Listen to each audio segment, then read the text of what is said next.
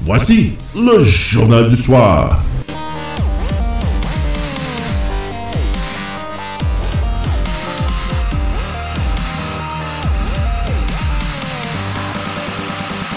Et voici vos animateurs. Les animateurs aujourd'hui vont être Carl Brochu et ses invités. Nous allons avoir Monsieur Racine et j'ai oublié le nom de son deuxième invité qui devrait être avec nous bientôt. Aussitôt qu'il va être là, je t'avertis mon cher Carl. Et voici Carl Brochu. C'est à toi.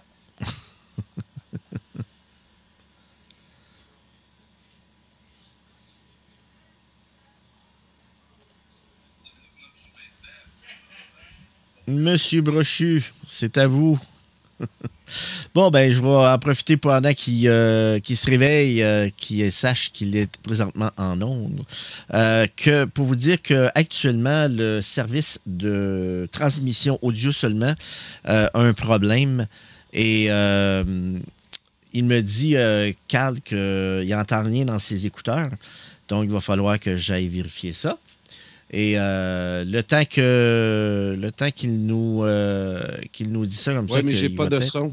J'entends pas les écouteurs, Jean-Marc. Excuse-moi si c'est ça là, qui vient de me dire qu'on est en ondes. Alors, bonsoir tout le monde. Bienvenue au Journal du soir. Édition du mardi 4 juin. Tu devrais entendre de quoi dans tes écouteurs? Là? Monsieur René Ricard qui est venu nous parler de péréquation. On a jasé aussi de la Fondation Équipe Québec qui est récompensée des efforts de Stéphane Hallinger, son président, et ses acolytes. Commence à porter fruit. Alors, on a parlé de la Fondation et de la motion qui va être déposée par... oui, là, je t'entends, Jean-Marc.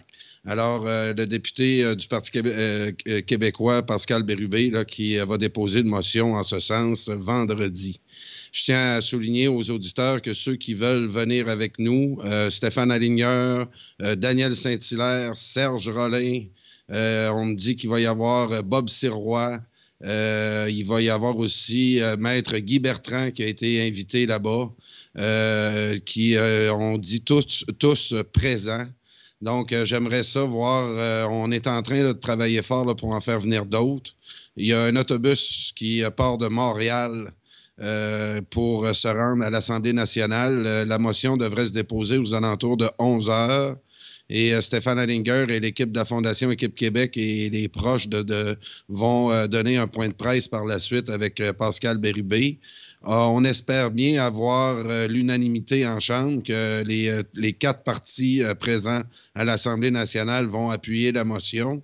On ne connaît pas encore là, tout à fait la nature de la motion, mais tout le monde là, va l'apprendre vendredi à 11 heures.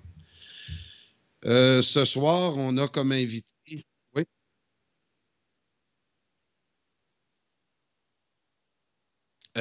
Pascal Bérubé du Parti québécois, la 3e opposition à l'Assemblée nationale. Alors, ce soir, nous allons... on va passer la soirée avec deux jeunes patriotes qui militent très fort, qui sont très actifs sur...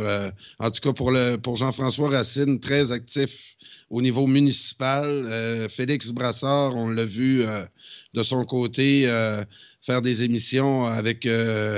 dernièrement, moi, quand j'ai vu Félix, c'était avec Richard Lehir, le défunt Monsieur Lehir. Donc, j'aime bien entendre les commentaires de Félix. Il va venir nous parler tout le rapport là, qui a été déposé là, sur le génocide autochtone. Alors, il va venir nous parler de ça. Puis ça me rappelait que Félix Brassard a fait une excellente vidéo sur quand Denis Coderre puis Valérie Plante ont repris le concept de qu'on vit en territoire autochtone non cédé.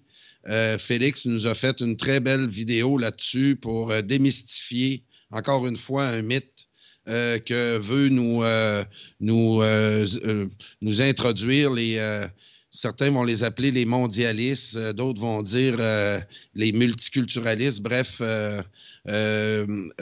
Félix, dans cette vidéo-là, a vraiment remis les pendules à l'heure sur à qui appartient l'île de Montréal. Et on l'entend de moins en moins, cette formule-là, mais je pense que Valérie Plante le dit encore. Je pense que c'est la dernière là, qui porte le flambeau. Puis, donc, on va avoir Félix Brassard avec nous. Il va nous parler aussi du cinéaste Jean-Claude Labrec, qui est mort la semaine dernière. Je voulais avoir l'avis de Félix, parce qu'on sait que Félix est dans le domaine du cinéma. Et aussi, je veux qu'il nous parle également là, du gala du cinéma québécois.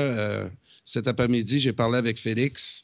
Puis, je trouve, je ne sais pas pour vous autres, les auditeurs, mais le prix du cinéma québécois, je trouve que ça perd toute on dirait que ça ne veut rien dire. À l'époque des Jutras, ben, j'associais ça aux gagnants au niveau du cinéma québécois. Puis là, depuis qu'on a changé de terme, en tout cas, essayé de trouver un nom. J'ai dit à Félix qu'on pourrait, il y en a bien d'autres, là, si M. Jutras là, faisait plus l'affaire, je pense qu'on pourrait peut-être honorer un autre grand cinéaste québécois. Donc, je veux en parler avec Félix. Jean-François Racine, est-ce que Jean-Marc m'écoute, Jean-Marc? On vous écoute toujours, monsieur. Jean-François va être là avec toi dans quelques instants. Il est après faire la connexion. Alors, Jean-François, lui, de son côté, je pense que c'est lui qui va embarquer le premier, pendant que Jean-Marc va essayer ensuite de se connecter à Félix. Dans le cas ah, le voilà, notre homme. Vous allez le voir bientôt. Alors, Jean-François, lui, était supposé cette semaine d'aller à une rencontre avec le maire, le très célèbre maire, récipiendaire de 2 prix Steinbeu jusqu'à maintenant. C'est notre grand champion, le maire de Hampstead, M. Steinberg. Alors, je veux qu'il nous parle de ça. Je veux qu'il nous parle... Jean-François, souvent, en dehors des ondes, a toutes sortes d'histoires à me raconter dans son militantisme. J'aime bien la fougue de Jean-François. Donc, Jean-François, es-tu là? Est-ce que tu m'entends? Oui, je t'entends très bien. Est-ce que tu m'entends toi aussi, Carl? Oui. Est-ce que les auditeurs l'entendent aussi? Je vais juste... Donc, Jean-François... en introduction, là, parle-nous donc un petit peu du dossier Steinberg que tu suis de près à la municipalité de Montréal. Je dis bien la grande ville de Montréal. Alors, parle-moi un peu du maire de Hampstead. Que je tiens à souligner, Jean-François, une chose. Les antifas, souvent, vont essayer d'intimider des gens qui ont des comportements dits racistes. Ouais. Puis, ils vont s'attaquer souvent aux identitaires québécois. Puis, j'attends encore, là, faudrait mettre un chronomètre en arrière de moi. Quand est-ce que les antifas vont aller boycotter une assemblée de M. Steinberg? Comment ça, c'est bon d'un bord, mais c'est pas bon de l'autre? Je pense que ce monsieur-là, là, à la face du monde en ce moment, avec le projet de loi 21, la mentalité anglo-saxonne bat son plein. Puis, j'aime bien ça de voir un gars comme toi, Jean-François, qui investit temps et énergie pour dénoncer ça. Allez-y, parle-moi de ça un peu. Bon, ben pour commencer, le 7 avril dernier, le maire Steinberg avait sorti en conférence de presse avec des députés libéraux, M. Housefather et un autre, si je me rappelle plus de son nom, en parlant du projet, pour dénoncer le projet de loi 21. Et il est arrivé une certaine tournure quand le maire William Bill Steinberg a décidé de prendre parole et a commencé à classifier le projet de loi 21 sur la laïcité de l'État de nettoyage ethnique, et qu'au Québec, nous voulions que des catholiques ou des sans religion. Ce qui est totalement faux, ça, tout le monde le sait ici. Donc, de là, durant le week-end, parce que c'est arrivé un vendredi, j'ai décidé dimanche soir d'envoyer une lettre à la présidente du conseil d'agglomération parce que le maire Steinberg siège au conseil d'agglomération de Montréal. Et la réponse fut bref en me disant que c'était n'importe quoi mes propos. Donc le lendemain, j'ai contacté les journalistes. Les journalistes ont essayé de rentrer en contact avec tout ça. Là, il n'y a rien qu'elle laisse faire parce que moi, j'exigeais une plainte à la Commission municipale du Québec de la présidente du conseil d'agglomération contre le maire Steinberg. Et ça ne s'est pas fait. Donc, sous indication de Yves Poirier de TVA, il me conseillait de faire moi-même la plainte à la Commission municipale du Québec, ce que j'ai fait. Et là, par la suite, on a pu voir les retombées médias, même le premier ministre du Canada, Justin Trudeau, qui est extra-fédéraliste, a banni les propos du maire Steinberg. Donc, ça en a dit long. Par la suite, il a essayé de faire une assemblée extraordinaire. L'assemblée extraordinaire a été annulée. En mai dernier, à l'assemblée ordinaire, il était supposé de passer une motion, la résolution qui a emmené hier. Elle n'a pas été emmenée. Les journalistes invités sont repartis bredouilles que je me suis fait dire hier. Et là, hier était, en plus de ça, il y avait Amsterdam Day qui était dimanche, le 2 juin. Et j'avais parti une manifestation pour essayer de la faire annuler. Et Mère Nature nous a amené des beaux horaires. J'ai même eu une tournée à la Gatineau. Donc, je crois que Mère Nature a essayé de donner un signe au maire Steinberg. Mais bon, et là, par la suite, il avait le conseil hier, le 3 juin. Et là, avec tout ce qui s'était passé, j'ai décidé de me présenter là-bas, d'envoyer un communiqué de presse. Ça a été quand même assez bien, mais vu que c'était tard, TVA ne se sont pas présentés. Radio-Canada, ça a été un journaliste qui ne connaissait pas le dossier. Le dossier, exactement. Mais tu vois que Radio-Canada, par exemple, j'ai eu des belles nouvelles connexions, tu sais, parce qu'il n'était pas sûr de pouvoir envoyer d'envoyer un journaliste sur place. Fait qu'ils m'ont demandé de prendre la résolution pour leur envoyer s'il n'y avait pas de journaliste. Fait que ce matin, en retour, le journaliste m'a envoyé l'article dès qu'elle a sorti à 12h03, si je me rappelle bien. Et qu'on pouvait lire là, mes propos et tout. Là, je remercie d'ailleurs Jérôme Labbé, ça a été un très bon article. Et il y a Global News qui s'est présenté. D'ailleurs, j'ai pas vu le vidéo. Je sais pas si ça l'a passé à quelque part dans les nouvelles, mais j'ai fait, dans le fond, toute mon allocution que j'ai faite a été en français. Mais pour Global News, pour être sûr qu'aux nouvelles, les gens de la communauté anglaise de Montréal puissent comprendre qu'est-ce que je suis venu dire. Parce que mon but était carrément de narguer le maire Steinberg, sachant qu'il ne parlait pas français.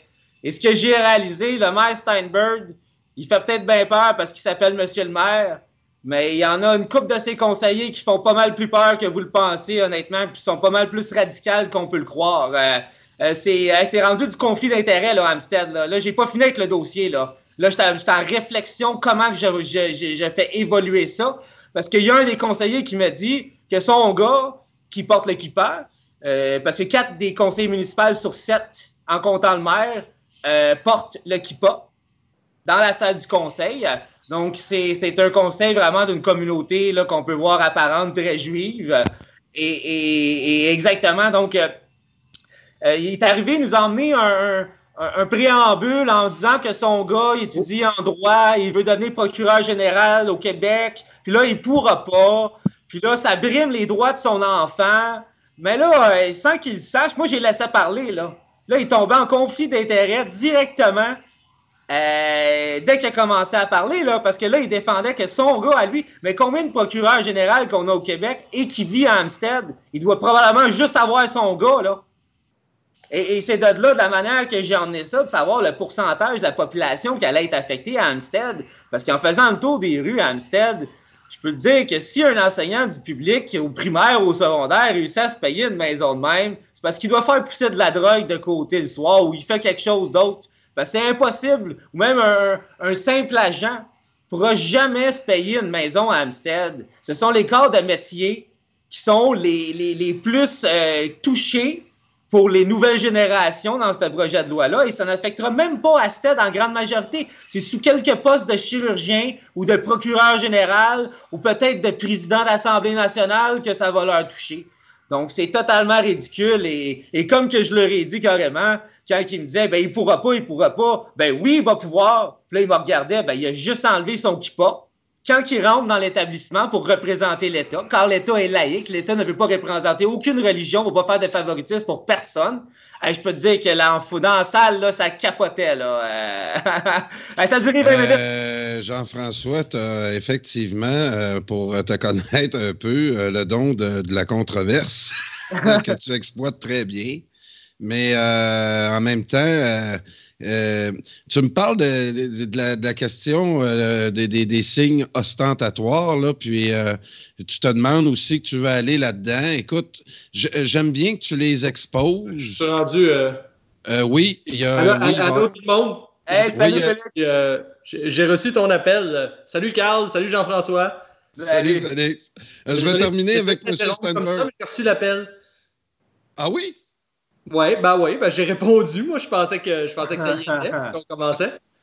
Merveilleux. Donc, je t'ai introduit tantôt, Félix. On va être à toi dans 2 minutes. Je veux juste terminer avec Jean-François. Écoute, dans le futur, là, ce dossier-là, M. Steinberg, je pense qu'il écoute pas ses amis du Canada. Là. Je pense qu'il y a beaucoup là, de ses anciens amis qui aimeraient bien qu'ils se taisent, mais qui se taisent, excusez, mais ça marche pas.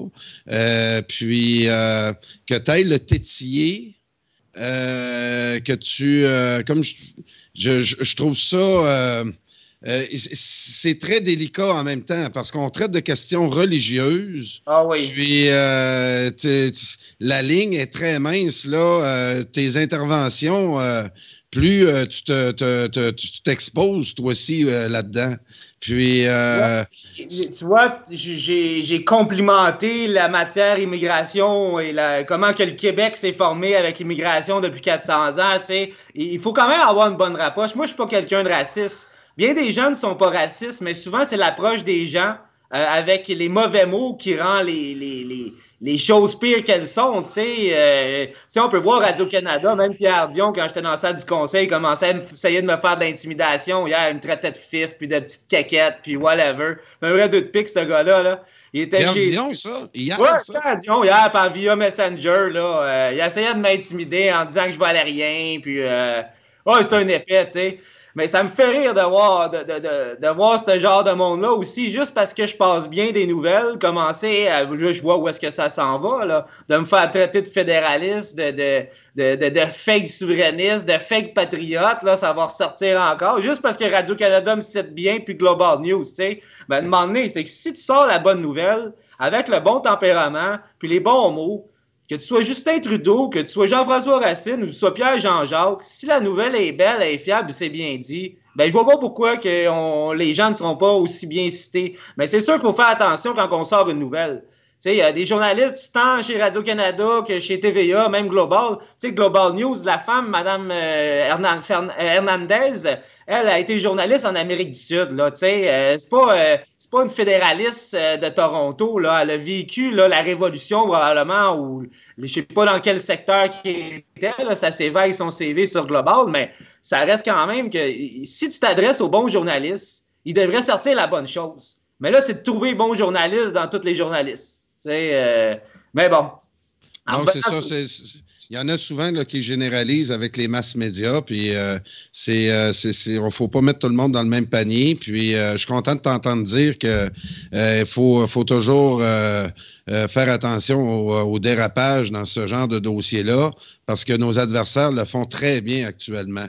Donc, des fois, un gars comme toi qui va se présenter à des rencontres publiques où M. Steinberg est, moi, je t'encourage à continuer s'il y a d'autres choses à dire. Quand il parle là, de nettoyage ethnique, là, vraiment... et en se disant là, très fier Canadien là-dedans, et on a des relents là, fédéralistes, souverainistes, tout l'argumentaire fédéraliste là-dedans nous revient dans le fond de la gorge.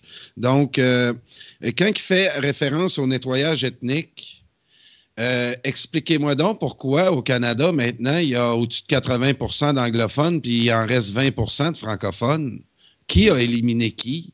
Mr. Durham, mesdames et messieurs. Non, je sais bien, mais Félix, je vais passer la parole à Félix. Salut Félix, ça va bien? Oui, vous, ça va bien, messieurs? Oui, Ça va très très bien. bien. Écoute, Félix, avais-tu quelque chose à dire, toi, là-dessus, M. Steinberg? T'as dû sûrement suivre un petit peu le dossier là, concernant le projet de loi 21. On pourrait commencer ça avec toi.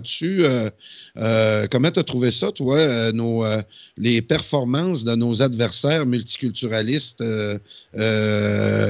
qui, face au projet de loi 21, là, délire? J'aimerais savoir tes commentaires là-dessus. Qu'est-ce que j'en pense? Oui, bien sûr, bien entendu, j'ai suivi un peu le dossier. En fait, même de la part de Jean-François, j'ai même eu des primeurs par rapport à son intervention qu'il prévoyait faire au conseil de ville de Hampstead. Donc, j'ai déjà été mis au courant de ses plans par rapport à ça. Qu'est-ce que j'en pense? C'est que c'est à la les propos du maire Steinberg, c'est à la fois complètement grossier et absurde, mais en même temps tristement prévisible, dans la mesure où les amalgames avec le nazisme s'est rendu un peu monnaie courante pour tous ceux qui vont aller critiquer l'immigration ou qui vont aller critiquer le multiculturalisme. Donc, en gros, c'est à la fois totalement aberrant et à la fois pas surprenant pantoute, parce que on s'entend, c'est rendu un peu notre lot quotidien de se faire perpétuellement associer au nazisme, au fascisme ou aux chambres à gaz ou à que sais-je encore, parce que tout simplement, on a une vision un peu critique de comment ce qu'on appelle la gestion de la diversité ou ce qu'on appelle le vivre ensemble, comment ces choses-là sont gérées au Canada. Donc, voilà. Félix, je suis ta carrière web, puis tout ce que tu as pu faire comme vidéo. Carrière web. Puis qu'un gars comme toi ait été agressé par les groupes Antifa. Je disais ça en début d'émission tantôt.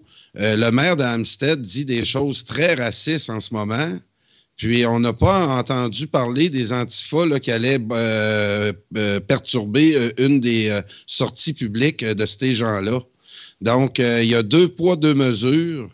Et sur l'île de Montréal, il y a un vent là, de changement avec le projet de loi 21 qui c'est un vent qui vient des régions du Québec puis qui souffle sur Montréal. Et dans ce souffle-là, on voit vraiment les fédéralistes s'allumer sur l'île. Et il nous donne un très beau spectacle. Moi, je voulais aussi, puis on va aller avec Félix, puis ensuite Jean-François.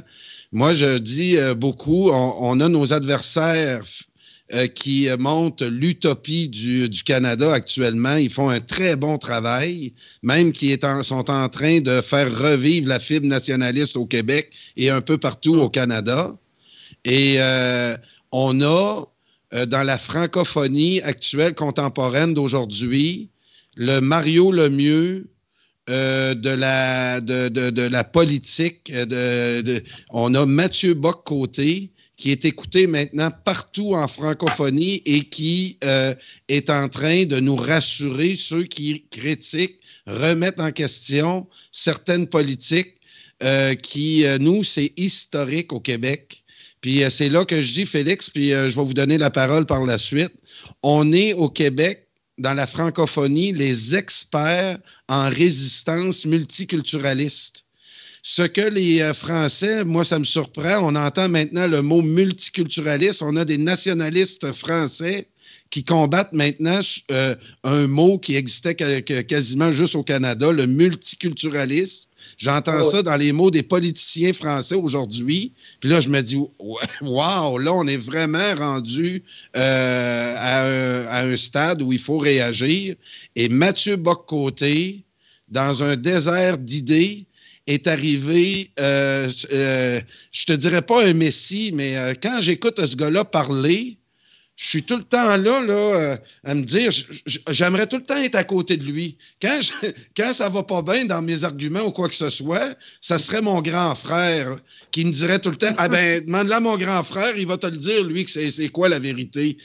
Mathieu Bock-Côté, là, puis il fait pas juste cette impression-là à nous. il est en train de péter des scores en France. Je pense qu'il pourrait quasiment se présenter à la présidence. Puis, mais c'est ça, je voulais t'entendre parler là-dessus. Quand même, là, Carl. Là. C'est parce que Mathieu Bock-Côté, en fait, il y a peut-être une longueur d'avance sur les autres commentateurs politiques français, dans la mesure où, pendant très longtemps, la France, le modèle d'intégration qui a prévalu, si on veut, c'est un peu le modèle républicain. Et la question du multiculturalisme, c'est seulement un peu dans les dernières années que ça s'est posé, parce qu'au fur et à mesure que le temps avançait, la France a finalement délaissé son modèle, pas seulement en termes d'intégration des immigrants, mais aussi en termes d'économie, en termes de politique étrangère. Pendant très longtemps, la France suivait sa propre voie par rapport aux États-Unis puis par rapport au monde anglo-saxon en général, mais on pourrait dire que depuis l'arrivée de Sarkozy, à peu près, disons, là, Sarkozy, qui, comme par hasard, était financé par Paul Desmarais. Oui, j'en ai parlé l'autre soir, Félix. Chez nous. Je veux dire, depuis l'arrivée de Sarkozy, ça a été le retour de l'OTAN, ça a été finalement le retour d'un assujettissement presque total au dictat américain. Donc ça, probablement que Mathieu Bock-Côté, qui vient quand même de l'autre côté de l'Atlantique puis qui a connu un peu les façons de faire anglo-saxonnes, il est peut-être un peu mieux placé pour les analyser. Donc, c'est en plein ça. Puis, c'est le fun de voir que là, nous, ça nous rebrasse les idées. Puis, dans un contexte où on pensait que ça se passait juste en Europe puis qu'au Québec, on était à l'abri de tout phénomène mondiaux, bien là, on s'aperçoit qu'au Québec, avec Roxane, puis ça l'a quand même insécurisé beaucoup les gens. L'idée qu'un illégal n'était pas un illégal, mais un irrégulier. T'as dû souvent passer des douanes. S'il y a une place où on se tient les fesses serrées puis on voudrait surtout pas passer à côté des lois pour pas se ramasser dans un cachot, c'est bien dans les douanes. Et là, on voit à la télé des gens qui traversent des frontières comme dans un club med. Là, à un moment donné, tu te dis, pourquoi qu'on aurait des lois? Il y a des gens même qui essayent de nous faire croire que les frontières, c'est pas nécessaire. Et on entend ça en France maintenant aussi. Ils veulent un retour, ils veulent revoir le contrôle de leurs frontières. Et là, tu essaies de brasser les idées. Tu dis, comment la France, qui avait des frontières, a laissé ça aller?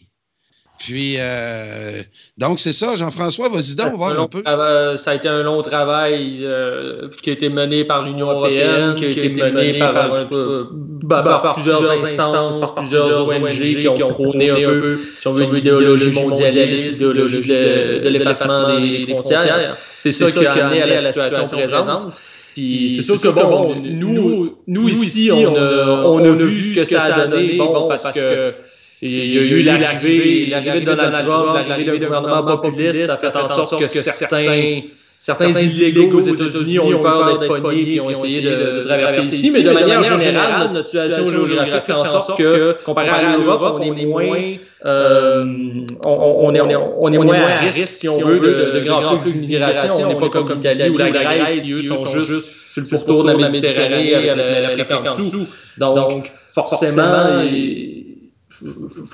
c'est ça. Il y a cette espèce d'insécurité-là qu'on voit un peu chez nous, mais de façon moins violente qu'en Europe. Cette insécurité-là, je pense, a quand même joué dans une certaine mesure sur l'élection de François Legault, parce que François Legault, c'est probablement celui qui avait chialé le plus quand il y avait eu la fameuse affaire du chemin Roxane.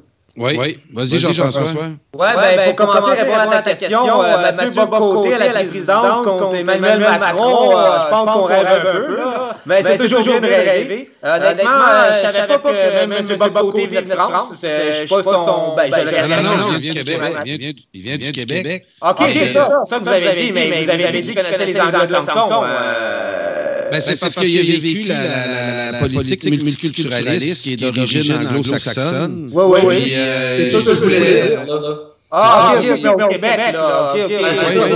C'est ça que France, là, vous m'avez dit quelque chose. Canada, malheureusement. Ouais. Non, mais Vas-y.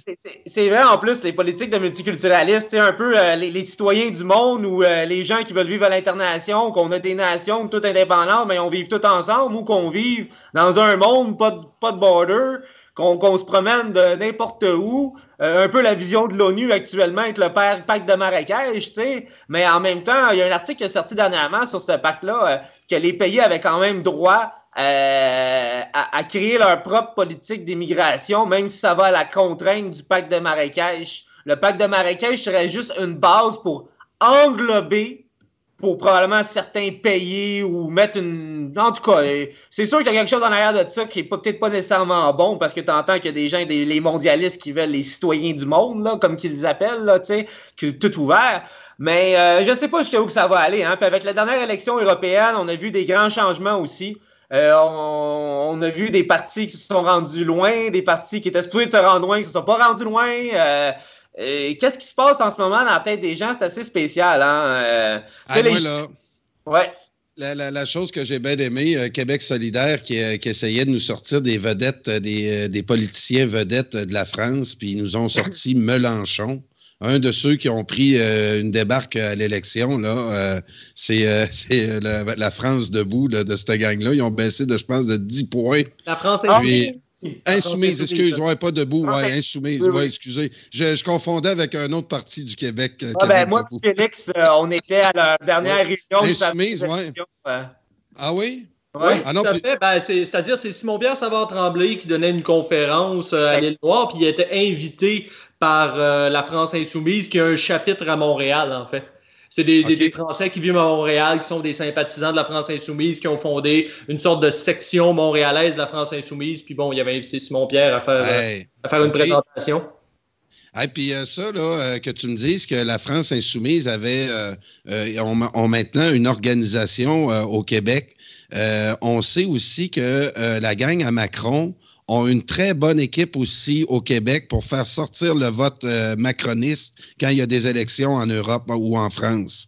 Donc, moi, j'avais parlé de ça avec du monde. Si on veut se partir des liens... Donc, toi, Félix, tu me dis que tu as des liens avec la France insoumise, la gang à Mélenchon? Non, j'ai pas de lien avec la France insoumise. Je suis seulement allé à un événement qui était organisé par eux. Mais non, je les connais pas.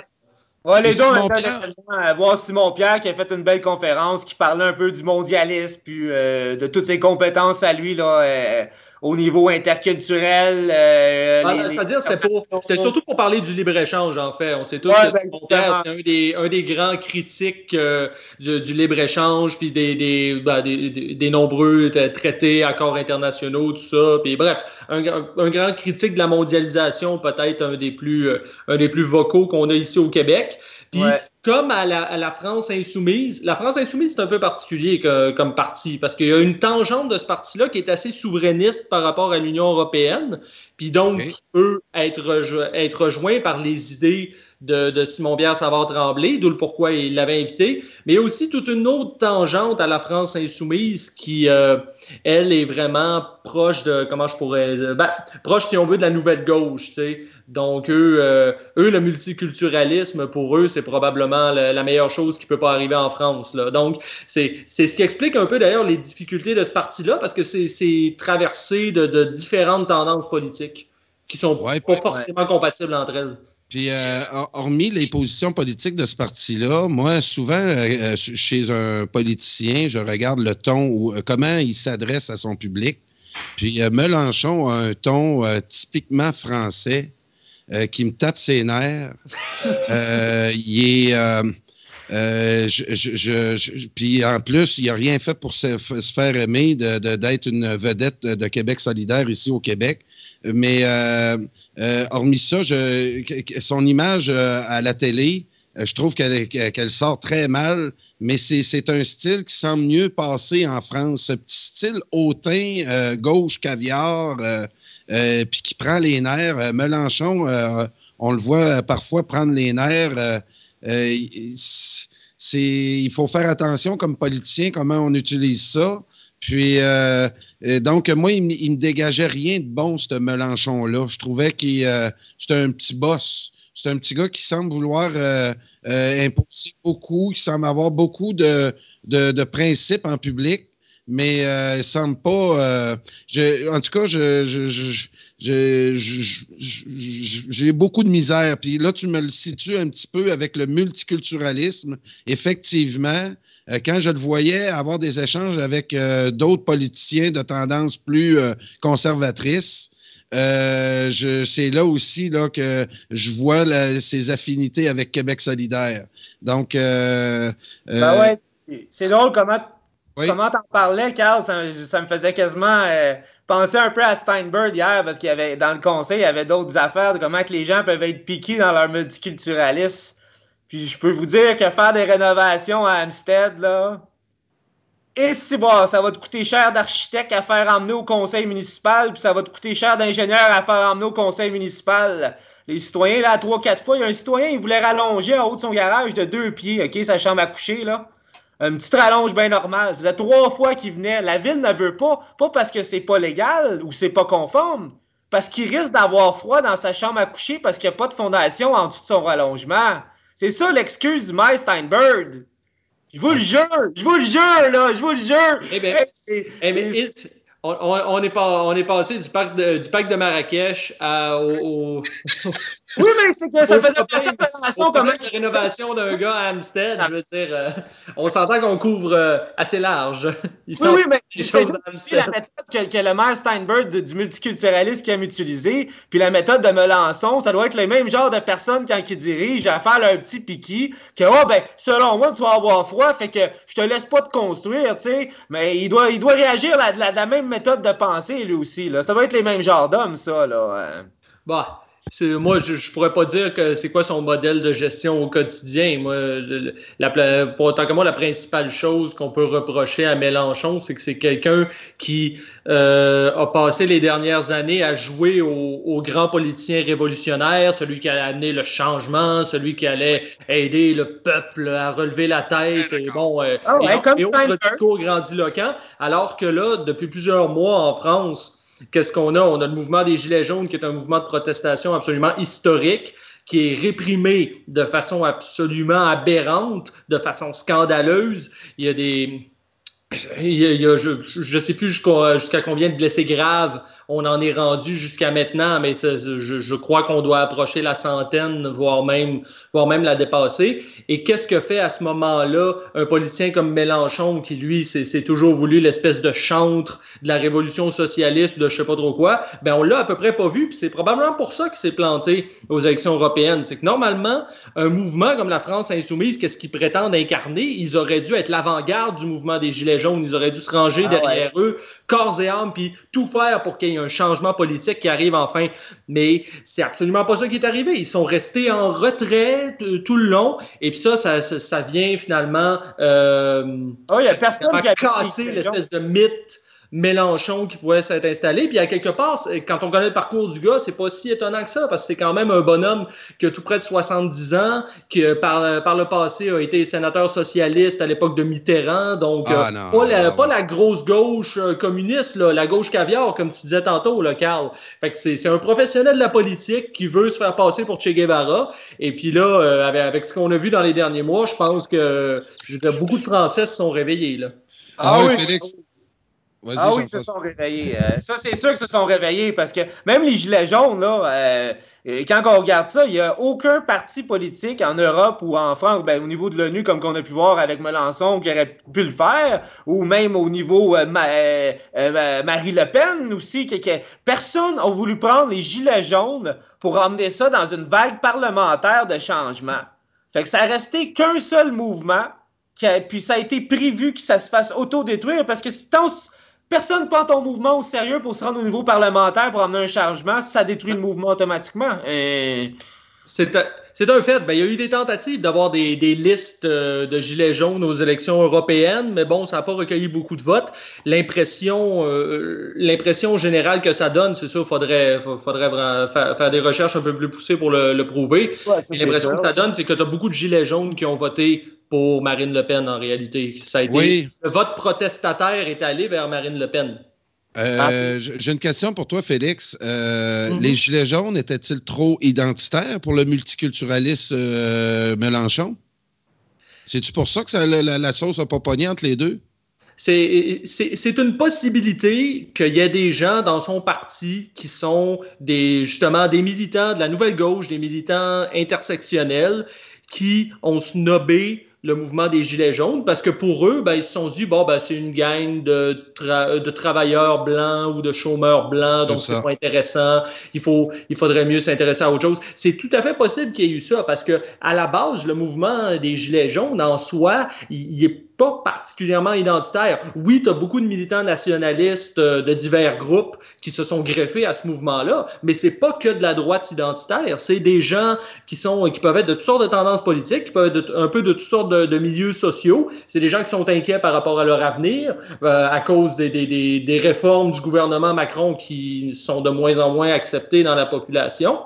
Mais effectivement, peut-être qu'il y a une partie de la France insoumise qui ont dit à Mélenchon, qui ont dit à la tête dirigeante du parti que eux, finalement, qui leur ont fait comprendre que finalement, eux, ils s'en foutaient là, du petit travailleur français de Normandie ou de je sais pas où. Eux, ce qui les intéresse, c'est les grandes causes, le véganisme ou je sais pas quoi d'autre, là, tu sais.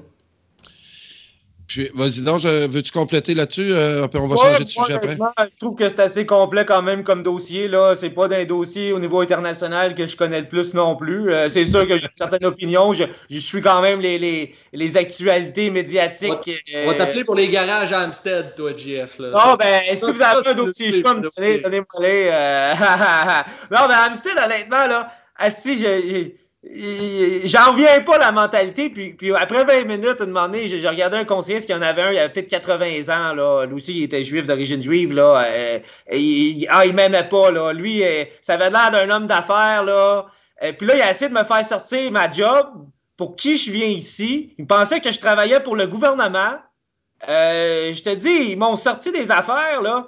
Une moment donné, je me rappelle, là, il y a un conseiller qui commençait à essayer de me montrer les conséquences comme que le projet de loi allait attaquer la Charte des droits et libertés pour les gens en les obligeant à enlever un symbole religieux ou blablabla. Puis là, il essaie de me comparer ça en me disant que je peux venir au conseil en parlant librement.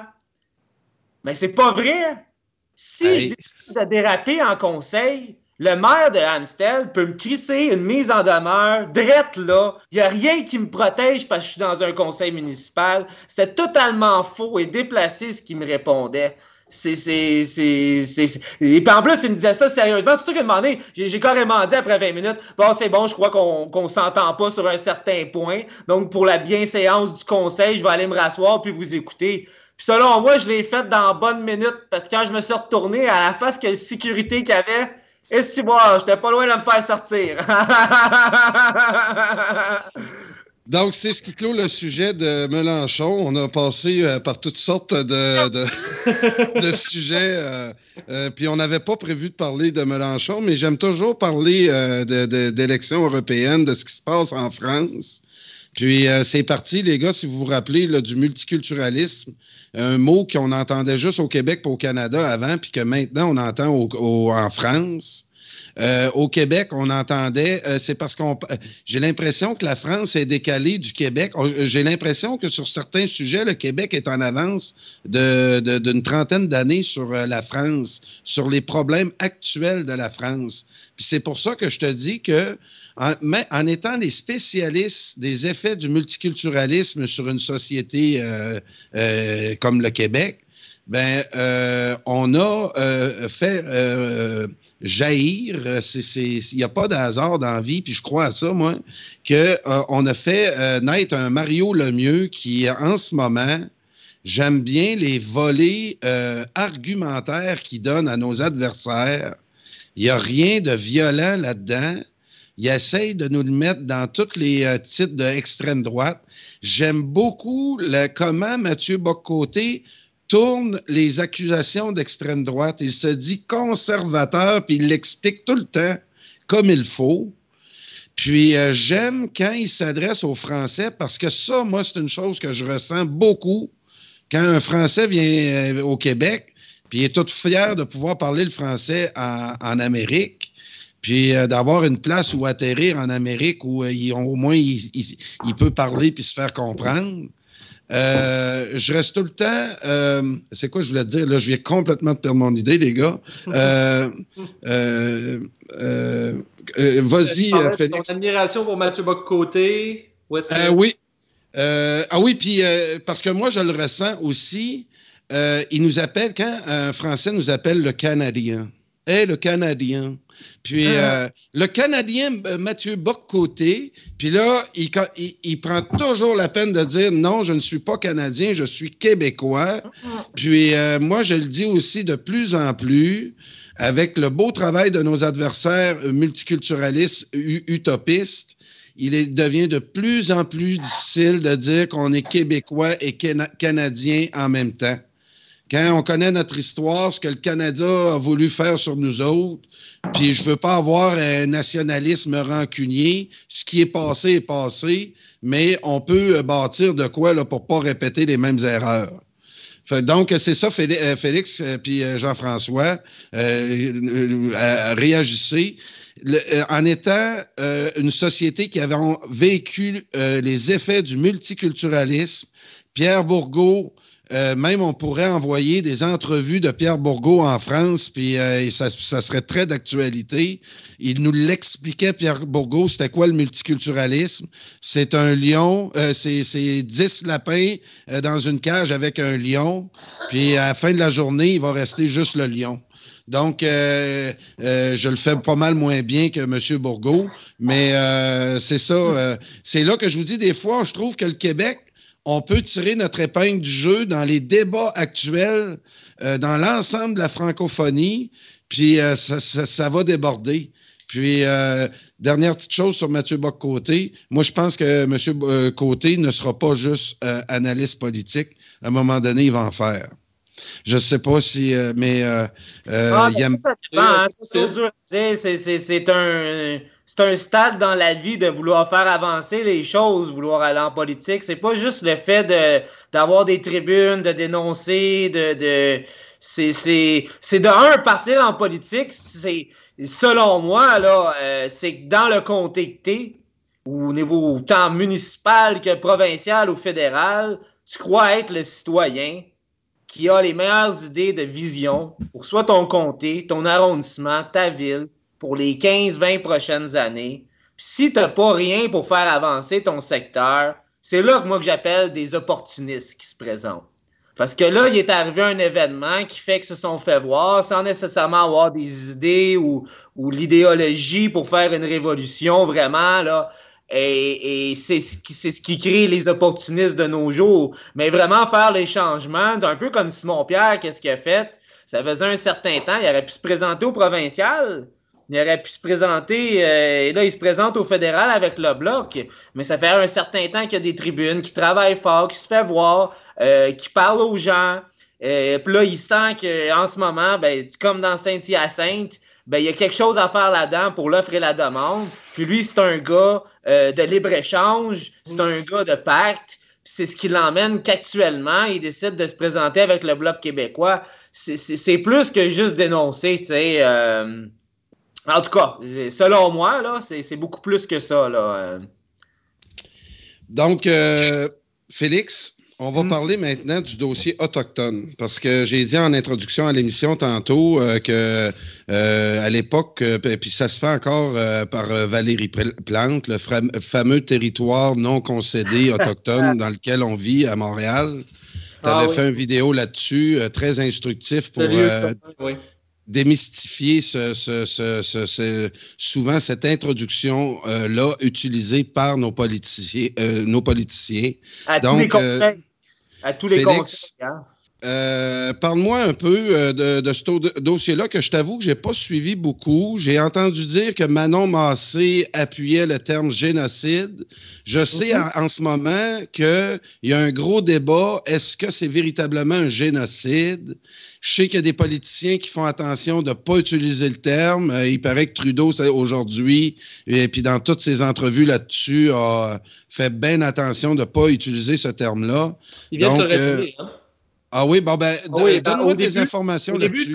Au début, Trudeau évitait effectivement de mentionner le mot génocide, ou c'est-à-dire, il pouvait le mentionner, mais ne pas l'endosser. Là, il a fait clairement savoir aujourd'hui qu'il l'endossait. Moi, en fait, c'est sûr que je peux pas forcément avoir de vision claire sur cette question-là, parce qu'en fait, là, on parle du dépôt du rapport de la Commission Vérité et Réconciliation, qui comporte des recommandations, puis qui décrit finalement les nombreuses disparitions de femmes et de filles autochtones qu'il y a eu dans les dernières décennies, on va les qualifier de génocide, puis à ce qui paraît, le mot génocide revient à plusieurs reprises dans le rapport. Mais à mon humble avis, toute cette espèce de controverse-là qu'on voit en ce moment, c'est-à-dire que, il y a des politiciens, on a dit Justin Trudeau, on a dit Manon Massé, mais il y a aussi Marois Rigzi des libéraux qui, eux, n'ont pas de problème à endosser le terme génocide. On voit que François Legault, lui, est beaucoup plus réticent. En fait, lui, il va carrément dire que non, que ça ne correspond pas à la définition de l'ONU de qu'est-ce qu'un génocide. Donc, lui, il va s'abstenir d'employer ce terme-là. Mais à mon avis, en tout cas, je pense que c'est un débat qui est un petit peu stérile. Parce que, je veux dire, on n'est pas en état en ce moment de parler de génocide. On n'est pas de dire s'il y a eu génocide ou pas génocide, parce que ça supposerait qu'on connaîtrait premièrement, qu'est-ce qui est arrivé à ces femmes-là et à ces filles-là qui ont disparu? Puis deuxièmement, c'était quoi l'intention derrière leur disparition? On peut pas parler de génocide tant qu'on sait pas qu'est-ce qui est arrivé. Puis ça, selon moi, c'est la grande question en ce moment. Puis c'est ce que j'aimerais qu'on sache. Là, on se concentre sur un aspect du débat qui est pourquoi le gouvernement fédéral n'aurait rien fait? Pourquoi les services policiers n'auraient rien fait? Mais on oublie la question fondamentale. Qu'est-ce qui est arrivé à ces femmes-là? Qu'est-ce qu'elles sont devenues? Moi, c'est ça que je veux savoir. Puis, c'est le Sasquatch. Le Sasquatch les a kidnappés. Dans ces villages-là, souvent, les femmes n'ont pas le droit de sortir lors de la tombée de la nuit. Vous n'avez jamais entendu ces histoires-là dans l'Ouest canadien? Non, mais c'est vrai ce que je dis. Toutes les tribus autochtones dans l'Ouest canadien, dans les secteurs qui a des apparitions de Sasquatch, les femmes sont interdites de sortie à la tombée de la nuit. Écoute, là.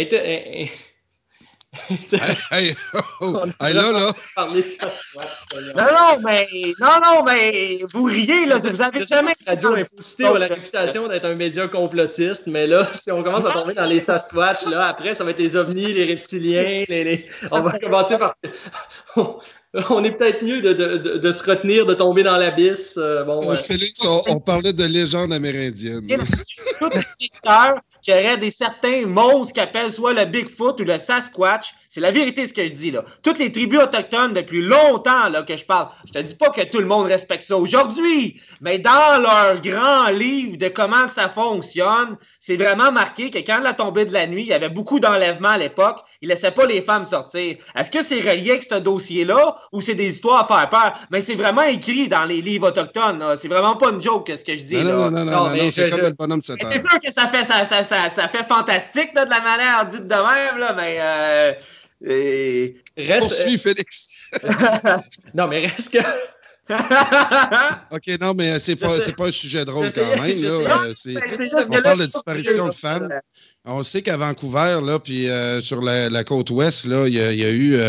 J'ai vu des reportages là-dessus, là, puis c'est vraiment préoccupant. Il faut se mettre un peu dans la peau de ces gens-là qui vivent isolés dans des communautés où la misère, les cris de détresse sont peu entendus. Moi, c'est la misère humaine. Je veux juste vous parler.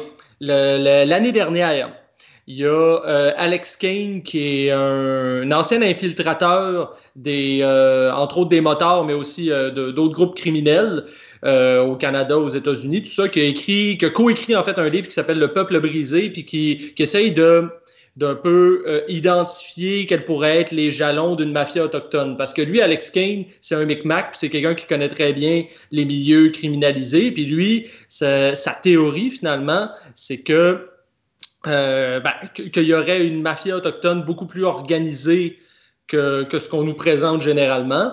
et puis que c'est finalement cette mafia-là qui pourrait être à l'origine des disparitions de femmes autochtones, parce qu'on sait que ces groupes-là, des groupes comme Indian Posse ou comme d'autres aussi, peuvent se livrer au trafic de personnes, peuvent se livrer au trafic d'organes, peuvent se livrer à la vente de femmes dans des bordels à l'étranger pour bref, des réseaux de prostitution.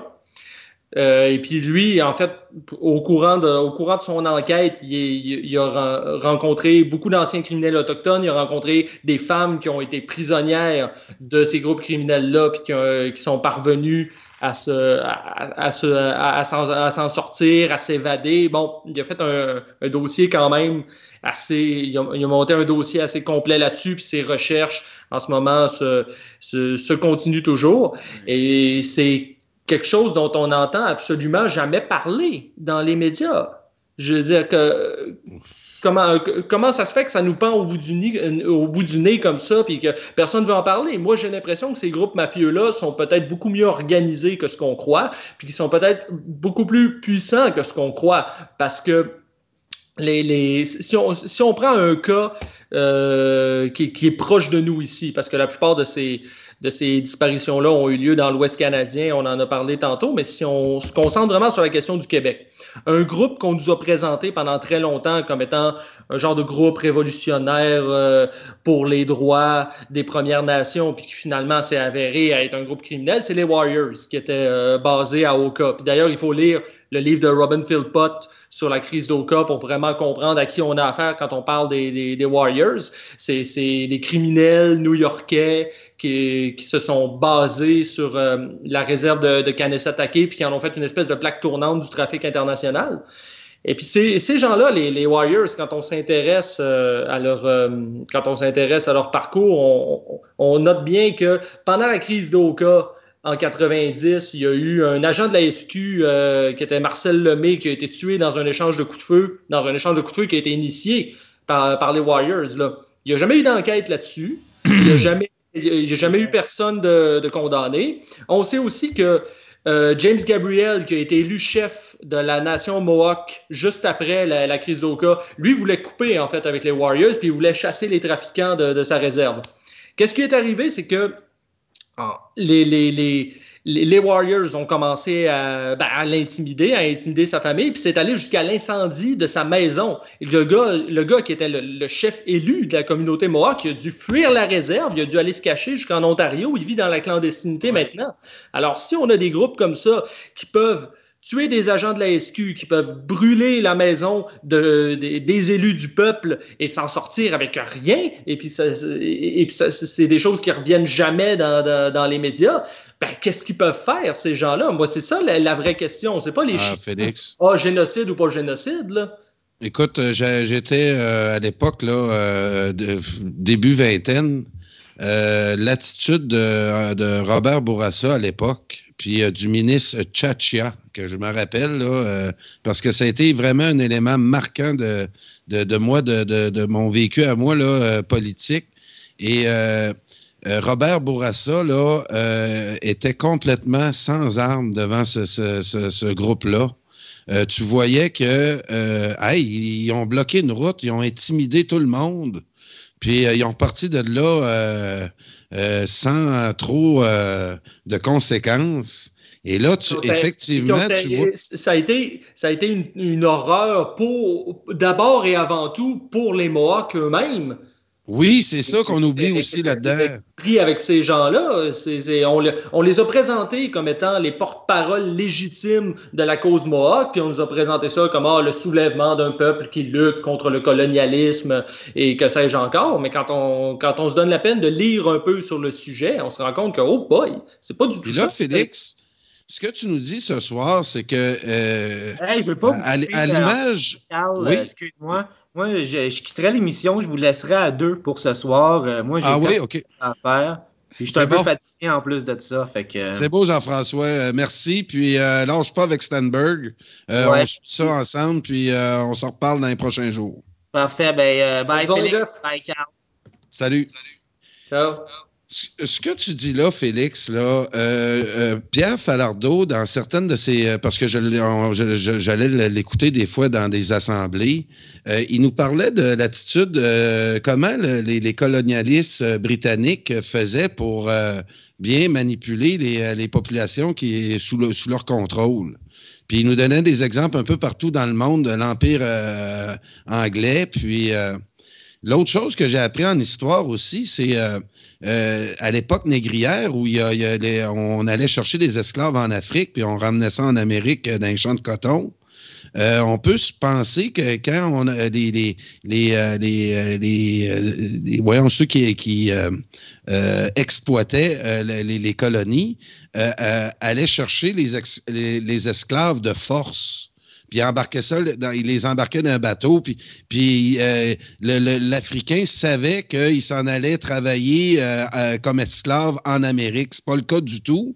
C'était vraiment des chefs, souvent, de ces tribus-là, qu'on donnait des privilèges, qu'on leur donnait de l'attention et de toutes sortes de choses qui flattent l'ego de ces chefs-là, pour ensuite vendre. On se servait du chef pour aller chercher les esclaves. Donc, de la façon oui, tout à fait. Ça a été une tactique courante dans l'histoire des mouvements impérialistes. Ça a été de s'appuyer. Ça peut être de s'appuyer sur certains individus précis, comme tu le dis, pour tisser des alliances avec eux puis avoir des privilèges. Ça peut être de jouer aussi sur des rivalités interethniques qui peuvent être présentes dans des pays. Je veux dire, si un pays comme l'Angleterre, qui est quand même un assez petit pays, a pu contrôler un immense empire comme l'Inde pendant très, très, très longtemps, ça a été en s'appuyant sur des rivalités ethnoculturelles qu'ils pouvaient avoir dans ce pays-là, entre autres sur la rivalité entre les hindous et les chrétiens, qui est une réalité depuis longtemps et qui est encore une réalité aujourd'hui. Ben, le fait qu'une civilisation aussi ancienne puis aussi établie que l'Inde ait pu être sous le contrôle des Britanniques pendant très, très longtemps, c'est en partie parce que l'impérialisme a cette intelligence-là de s'appuyer sur les divisions pour la vieille tactique du diviser pour mieux régner, finalement. Ah oui. Puis c'est le parallèle que je voulais faire avec ce que tu disais. Ça devient quasiment, ces chefs de tribu-là, des criminels. Ils travaillent pas vraiment pour leur peuple, puis ils vendent leur peuple. Puis on apprend aussi, je lisais ça à des places, les plus grands génocides ont souvent été faits par les gouvernements, par des gouvernements locaux. Donc, puis on sait que dans le monde autochtone, il y en a de la mafia. On sait qu'il se passe des choses à Kanasatake qu'on n'oserait pas découvrir. Il y a pas personne. Il y a une main là invisible qu'on a vu comment Robert Bourassa, à l'époque, notre premier ministre, s'est fait brasser. Félix, il avait l'air d'une marionnette. C'était vraiment spécial de voir les conférences de presse qu'il donnait tous les jours. Puis là, on commençait là, dans les médias à avoir plus accès à des réseaux d'information et on voyait là le barrage à Oka. Puis c'était surréaliste. Tout le monde disait, mais qu'est-ce qu'ils font? Toi puis moi, là, on aurait fait une barricade de même, ça aurait duré 3 heures. Ça aurait été terminé. Oui, puis d'ailleurs, dans son livre que je citais tout à l'heure, Roman Philpott, il montre d'ailleurs plusieurs exemples où il y a eu d'autres nations ailleurs au Canada, en Colombie-Britannique, en Ontario, qui ont tenté de faire à peu près la même chose que les Mohawks, puis ça a été cassé en l'espace de quelques heures, puis de façon très, très, très violente, là. Alors non, il faut pas être naïf par rapport à la crise d'Oka. Je veux dire, c'était pas un simple soulèvement de la nation Mohawk. En fait, je suis même pas sûr que ça en était un à la base. Je veux dire, oui, peut-être qu'il va y avoir certains contentieux réels. On va pas y aller full conspi non plus, là.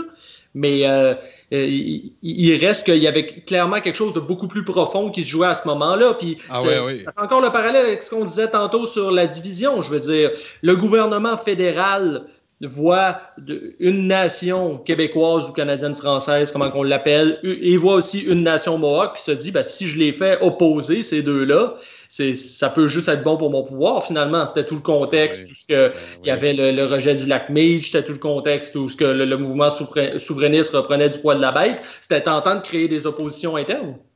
Ah oui, puis c'est à l'origine du conflit, c'était un club de golf, Félix. On voulait bâtir un deuxième Neutrou. Peut-être, Carl et Félix, que si vous voulez avoir plus d'informations sur le sujet et d'un des acteurs qui fait partie de cette crise-là, il est à l'antenne de Radio Infocité, hein? Stuart Mailloux. Ah oui? Ben oui, il en a même parlé régulièrement dans nos émissions d'un Mohawk pour l'indépendance. Il n'est pas pour l'indépendance pour rien, c'est pas juste pour la publicité. Il est vraiment là pour faire... Il veut que le Québécois, le Québec, devienne indépendant. Puis c'est dans sa tête, c'est la seule méthode que le Québec peut s'en sortir. Puis selon leur tradition, eux autres, si le Québec devient indépendant, c'est lui qui va déclencher la révolution à travers le monde entier. Ah oui, il attribue ça au Québec, puis écoute... pas juste lui. Pas juste lui. Les nations... les nations mexicaines, ça met en fait, ils regardent en avant au Québec. Les nations qui sont en Afrique équatoriale regardent ici au Québec. Tout le monde regarde ici ce qui se passe.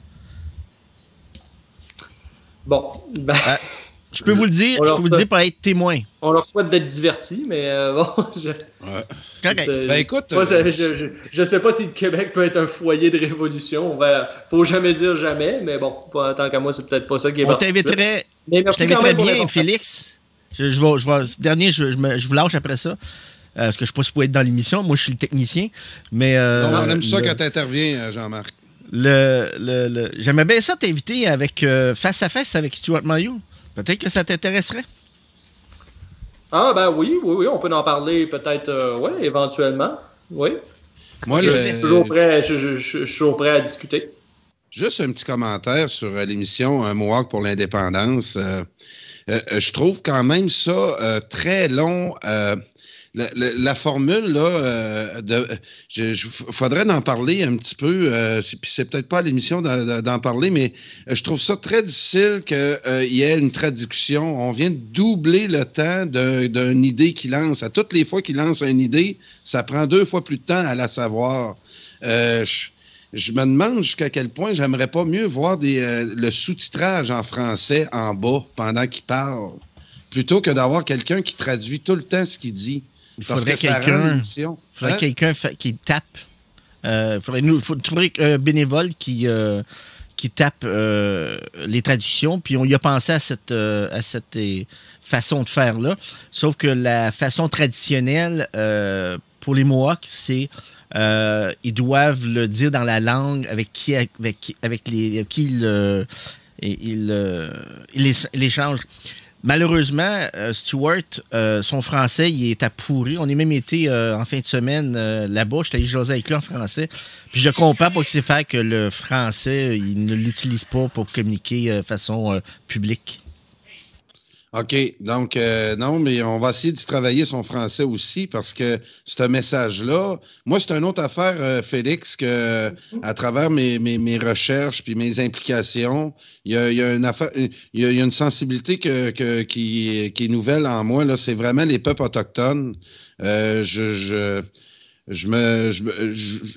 combat est semblable et quasiment... C'est le même combat. On m'a remémoré l'histoire de Louis Riel dernièrement. Puis, comment on l'appelait, notre frère, au Québec. J'ai une sensibilité là, de plus en plus forte face à eux autres, puis j'ai de plus en plus le goût de faire l'indépendance avec ces gens-là.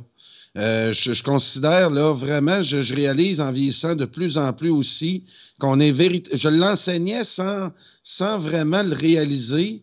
Je disais souvent à mes étudiants, on est le Canadien, c'est un Français qui a adopté les façons de vivre des Amérindiens. C'est ça un Québécois. Puis, oui. D'ailleurs, Hein? Louis Riel, quand on lit un peu sur l'histoire, c'est un peu le récit de sa mise à mort qui est à l'origine du nationalisme québécois. Parce que avant avant la pendaison de Louis Riel, avant la répression des rébellions dans le Nord-Ouest, je veux dire, les Canadiens français, bon, il y en avait qui allaient appuyer. Il y avait des rouges puis il y avait des bleus, si on veut. Tu sais, il y avait ceux qui étaient plus du bord des conservateurs, ceux qui étaient plus du bord des libéraux. Puis c'est ça qui se répercutait finalement aussi au niveau provincial. Tandis que une fois qu'il y a eu une fois qu'il y a eu l'exécution de Louis Riel, c'est là pour la première fois qu'on a eu un vrai mouvement nationaliste qui s'est dessiné au Québec. Quand Honoré Mercier, qui était chef du Parti libéral à l'époque, qui est arrivé en disant, bon, notre frère Louis Riel est mort. Effectivement, c'est comme ça qu'on disait. Dorénavant, il y a plus de rouge et il y a plus de bleu au Québec. Il y a seulement des patriotes et des traîtres.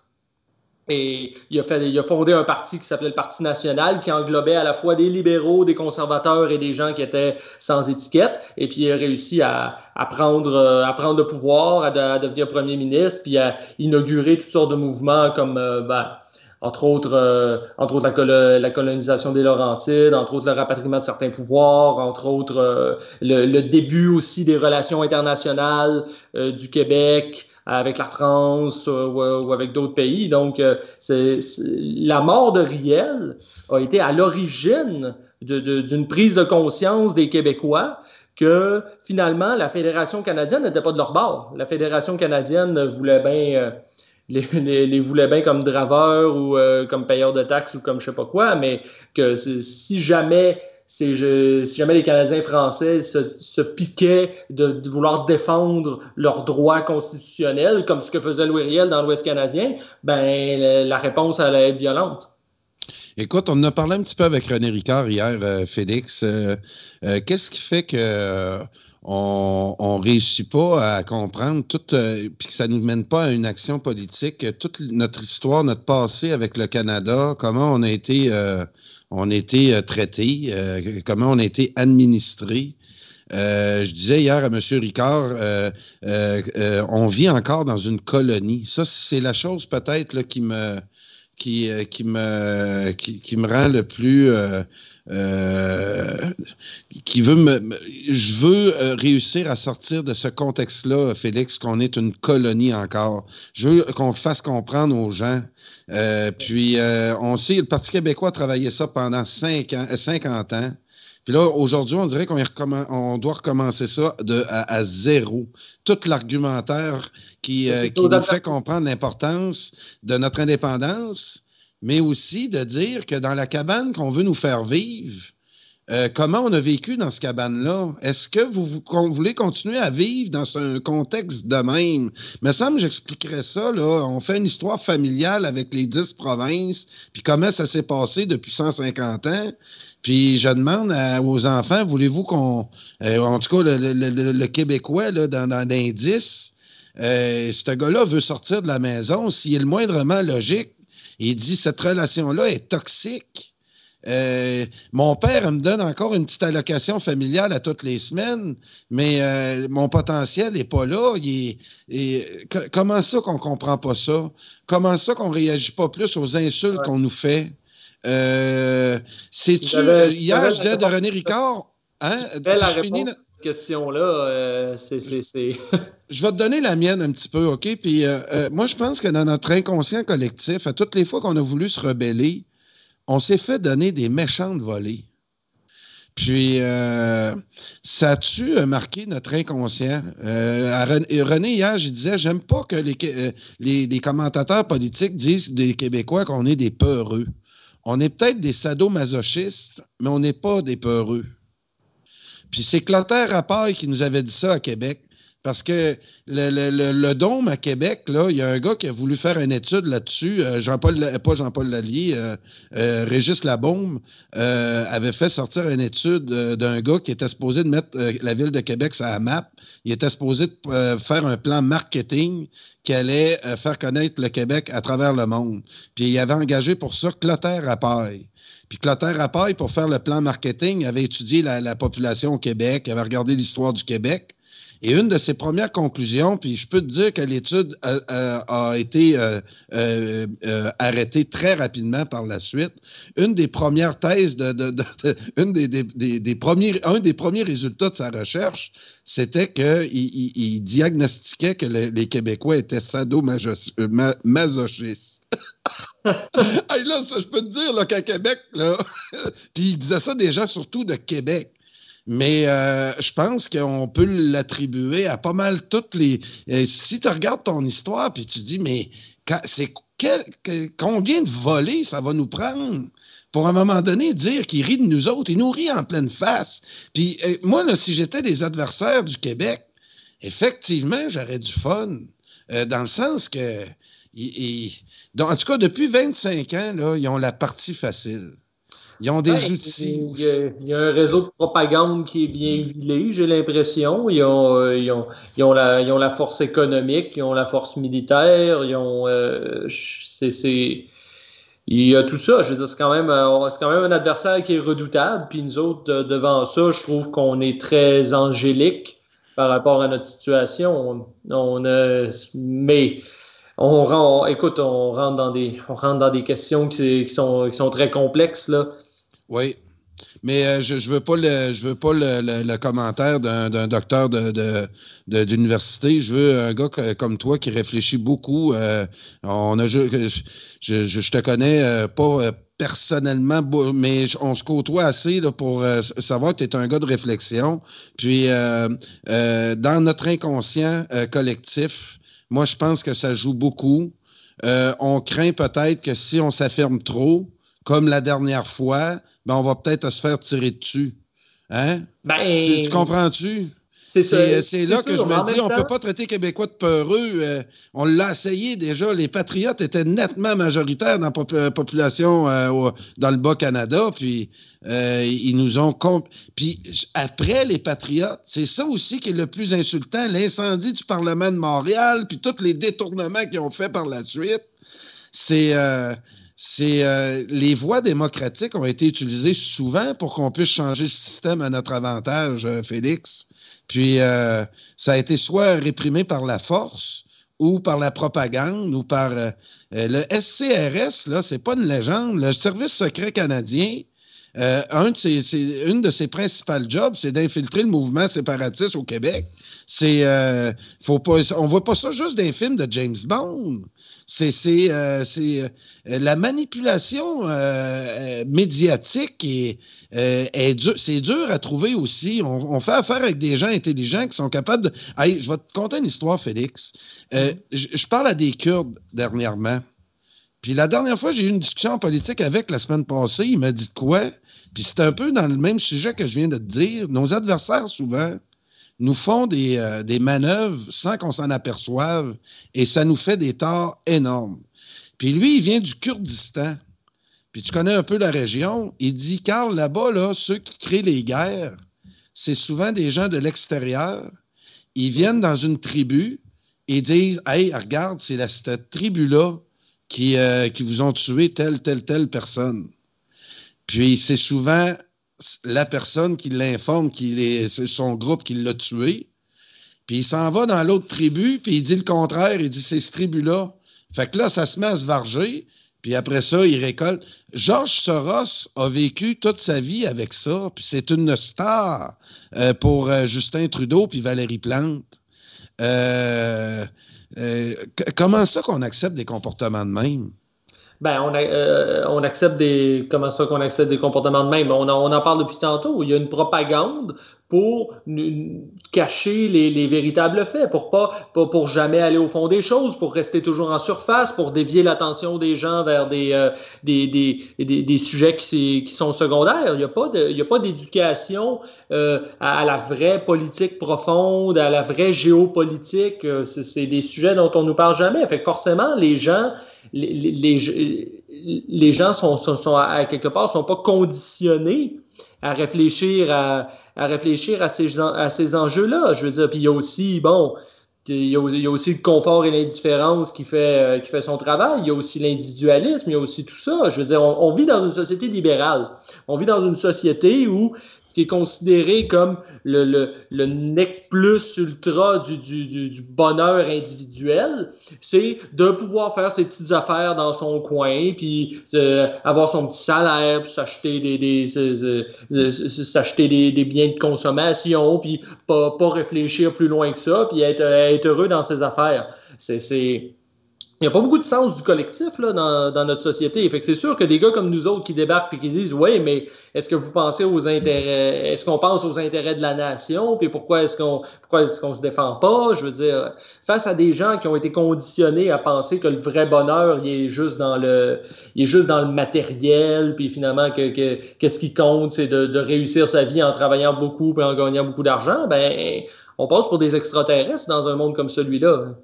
Ah oui, absolument, absolument. Un monde de consommation. J'avais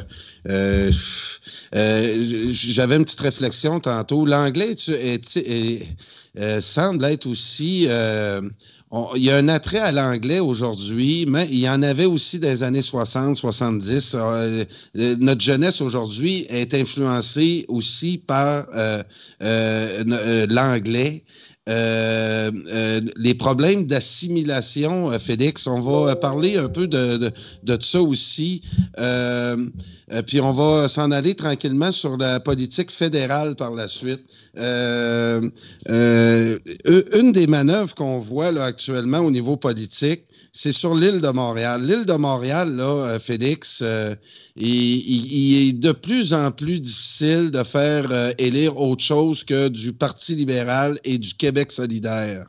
Et ça là, je voulais qu'on parle un peu de la prochaine élection fédérale aussi à ce niveau-là. On est en train d'assister, là, avec le débat de la laïcité, la loi 21, à deux solitudes. On est en train de quasiment reproduire le Canada, les deux dualités. On va avoir la dualité maintenant montréalaise et le reste du Québec.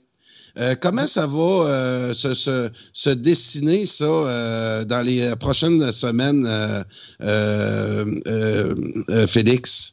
Est-ce que tu penses qu'on s'en va dans une élection encore pépère où il y a beaucoup de sujets qui vont émerger, là, surtout au Québec, puis dans le reste du Canada? Moi, je prévois là, que les prochains mois vont être très, très... il va y avoir beaucoup de surprises, à mon avis, des sujets qu'on ne s'attendait pas beaucoup puis qui vont nous sauter en pleine face. Vas-y. J'ai bon espoir que ce ne soit pas trop pépère quand même, parce que on voit que là, on a un gouvernement à Québec qui est modérément nationaliste, mais juste le fait de l'être modérément, on voit que c'est déjà trop pour nos adversaires. Puis ce qui est intéressant dans les mois qui ont passé, c'est-à-dire depuis qu'ils ont pris le pouvoir, il y a quand même deux dogmes canadiens absolus qui ont été remis en question de façon très claire par le gouvernement de la CAQ. Le premier, on en a parlé tout à l'heure, la question du multiculturalisme avec la loi 21. Donc, la loi 21 veut clairement définir qu'il y a des façons de faire au Québec, qu'il y a des coutumes au Québec, puis que les immigrants devraient s'y conformer. Ça, c'est à l'encontre totale de la doctrine multiculturaliste canadienne. Puis la deuxième vache sacrée du Canada qui a été attaqué directement par François Legault, c'est quand il est allé dire à la conférence des provinces qu'on voulait pas du pétrole sale de l'Alberta. Ça, c'est... Ça aussi, c'est une attaque énorme. Puis ce qui est intéressant, c'est que là, on a une élection fédérale qui s'en vient. On a le Bloc québécois qui, a repris du poil de la bête un petit peu, mais qui quand même traîne un peu de la patte dans les sondages. Puis là, s'il peut jouer la carte nationaliste, il y a vraiment pas possibilité de faire des gains assez intéressants parce que là, si on regarde c'est quoi les forces en présence, c'est sûr le monde qui aime Justin Trudeau, ils vont voter Justin Trudeau, tu sais, ça c'est pas une question. C'est sûr que, le NPD, ils ont plongé beaucoup, mais en fait, ils peuvent pas vraiment descendre plus bas que ça. Ça va très, très mal au NPD. Fait qu'il reste quoi pour canaliser ceux qui aiment pas Justin Trudeau? Il y a les conservateurs, bien entendu, mais les conservateurs, même s'ils sont de droite, puis même s'ils passent pour moins multiculturalistes que Justin Trudeau, ils ont quand même eu à prendre position contre le projet de loi 21 de façon assez claire. Puis le Parti vert, même s'ils se veulent écologistes, ils n'ont pas eu le choix de prendre position pour les pipelines de l'Alberta puis pour Énergie Est, parce que c'est des choses, d'un point de vue strictement fédéraliste, tu peux pas passer à côté de ces choses-là. C'est l'essence même du Canada, d'être multiculturaliste puis d'avoir une économie qui est basée sur l'extraction des ressources naturelles, entre autres les ressources pétrolières. Donc ça, si le Bloc québécois joue ses cartes de façon intelligente, il peut perpétuellement remettre d'en face Ned Joshi. Ouais, OK, tu nous dis que tu nous respectes, identité québécoise, tout ça, mais il reste que t'es contre le projet de loi 21. Puis il peut dire aussi à Elisabeth May, tu nous dis que t'es écologiste, que tu vas sauver la planète, mais t'es quand même pour Énergie Est. Fait que là, mais là, Félix, là, je t'arrête, là, par exemple. Parce que là, on va avoir un petit débat, là. Okay. C'est rare qu'on est en désaccord. Mais là, si on brasse trop, t'as pas peur, là, justement, le pétrole canadien, là, puis si on venait qu'à refuser le gazéoduc, là, t'as pas peur qu'il nous coupe la péréquation? Écoute... Répondons à moi là-dessus. Je voudrais jouer le beau... celui là, qui veut l'argument. T'as pas peur qu'il nous coupe la fédération? Réponds, s'il vous plaît, Félix, puis rassure-moi. Écoute, on mangera du beurre de pinot plus souvent. Qu'est-ce que tu veux que je te dise si on n'a pas la péréquation? Non, mais sérieusement, il y a du monde qui il y a du monde qui ont fait justement des critiques de la péréquation puis qui en ont parlé souvent. Je veux dire, la péréquation, c'est quoi? Dans le fond, c'est une compensation pour l'argent qu'on envoie, pour les milliards qu'on envoie chaque année en impôts. On envoie de l'argent puis ils nous en redonnent une partie. Je veux dire, toute cette espèce de logique-là de se dire que on devrait être à genoux devant eux parce qu'ils nous ont redonné notre argent. Je veux dire, le Canada investit dans les ressources pétrolières de l'Ouest canadien, puis à côté de ça, n'investit pas dans les industries qui sont situées à l'Est, qui sont situées au Québec ou dans les Maritimes. Donc, ces provinces-là reçoivent de la péréquation, mais c'est une compensation. C'est ça que mais écoute, tu préfères acheter du pétrole de l'Arabie Saoudite plutôt que du bon pétrole canadien. Attention. Et où ta logique, là? Non, mais Énergie Est, c'est pas du pétrole pour consommation locale, c'est du pétrole pour l'exportation. C'est qui veut... C'est pas pour nous rendre dépendants par rapport à l'Arabie Saoudite ou à d'autres pays, c'est du pétrole pour exporter. OK. OK. Donc, c'est pour, entre autres, je pense, livrer à Irving, qui est un proche du pouvoir fédéral, je crois, du Parti libéral et compagnie. Oui, je me trompe-tu? Je vérifie, mais c'est possible, oui.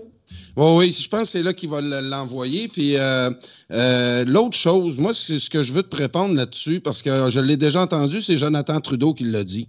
Donc, moi, je veux bien te dire là-dessus, le 13 milliards qu'ils nous disent qu'ils nous envoient cette année, on l'a décortiqué là, à l'émission de Radio Infocité, Félix, puis je ne le répéterai pas ce soir. Mais c'est juste pour te dire que si on oppose la péréquation au concept de droit de passage, on va déjà réduire la partie de la péréquation Parce que quelqu'un qui nous dise, ouais, mais si vous ne voulez pas le gazéoduc, on vous coupe la péréquation. Moi, je te dis, gardez votre péréquation. Si vous voulez passer du pétrole, on va vous charger des droits de passage. Donc, dans certains pays, c'est à peu près 20 de 20 piastres le baril qu'ils chargent pour le passer sur leur territoire. Puis moi, ce que je veux opposer à la péréquation puis à cette menace albertaine et de Andrew Scheer, c'est gardez-les, mais on veut avoir un contrôle sur la quantité de pétrole qui passe sur le territoire. Donc là, si on se met à charger 20 piastres du baril qui passe, là, on va aller le grignoter, leur 13 milliards, puis d'ailleurs, qui n'est pas le 13 milliards parce qu'on en paye le quart. Donc, enlever le quart de 13 milliards, on est rendu à 8. Puis, il y a d'autres affaires dans le calcul, là, si vous voulez le savoir, écoutez les émissions. Il y aurait une différence d'environ 7 à 8 milliards qu'on nous donne. Et ce 7 à 8 milliards-là, chers amis, là, il y a déjà du pétrole qui passe gratuitement sur le territoire québécois par des wagons. Mm-hmm. Donc, on a vu ce que ça a donné à Lac-Mégantic, d'ailleurs. C'est ça. Puis la quantité de pétrole, on ne la sait pas en ce moment, toi puis moi, qui passe en ce en train. On sait par contre qu'ils veulent quadrupler le nombre de wagons citernes, le CP puis le CN, Canadien Pacifique puis le CN veulent quadrupler. Puis l'autre chiffre que j'ai, c'est que de 2009 puis justement jusqu'à 2014, on avait quelques centaines de wagons citernes et en l'espace de 4 ans, on s'est ramassé avec 140 000 wagons citernes. Et là, ça, c'est en 2014. Puis dernièrement, on avait eu la nouvelle qui voulait quadrupler le nombre de wagons parce que là, le gazéoduc ne passe pas. Donc, ce que je veux vous dire aujourd'hui, Félix, puis tranquillement, avec mes auditeurs, je développe cet argumentaire-là pour qu'on détruise une fois pour toutes la péréquation. Le 7-8 milliards qui reste une fois qu'on a enlevé la partie qu'on nous a donnée, c'est dans cette partie-là de la péréquation, bien, la péréquation, c'est tout ça. Puis j'aime bien cette image-là, c'est que tu donnes de l'argent à ton voisin au début de l'été, puis tu dis, tu irais-tu acheter des fleurs que je veux mettre cette année sur mon terrain? Tu as l'air d'avoir plus de goût que moi. Donc, c'est un peu ça là, que la péréquation, on donne de l'argent puis nous pour qu'on choisisse à notre place. Donc, mettons, faisons un chiffre 7 milliards qui reste une fois qu'on a enlevé à part du Québec puis tous les calculs. Mettons qu'il passe 140 000 wagons parce que là, ça a augmenté encore. Mais mettons qu'il passe 300 000 barils fois 20 piastres par jour. Là, je te le dis qu'on va aller chercher une partie du 6-7 milliards. Puis là, c'est là que Andrew Scheer, il veut nous l'imposer. Il dit qu'il va prendre les lois canadiennes, puis de toute façon, les provinces n'ont pas un maudit mot à dire là-dessus.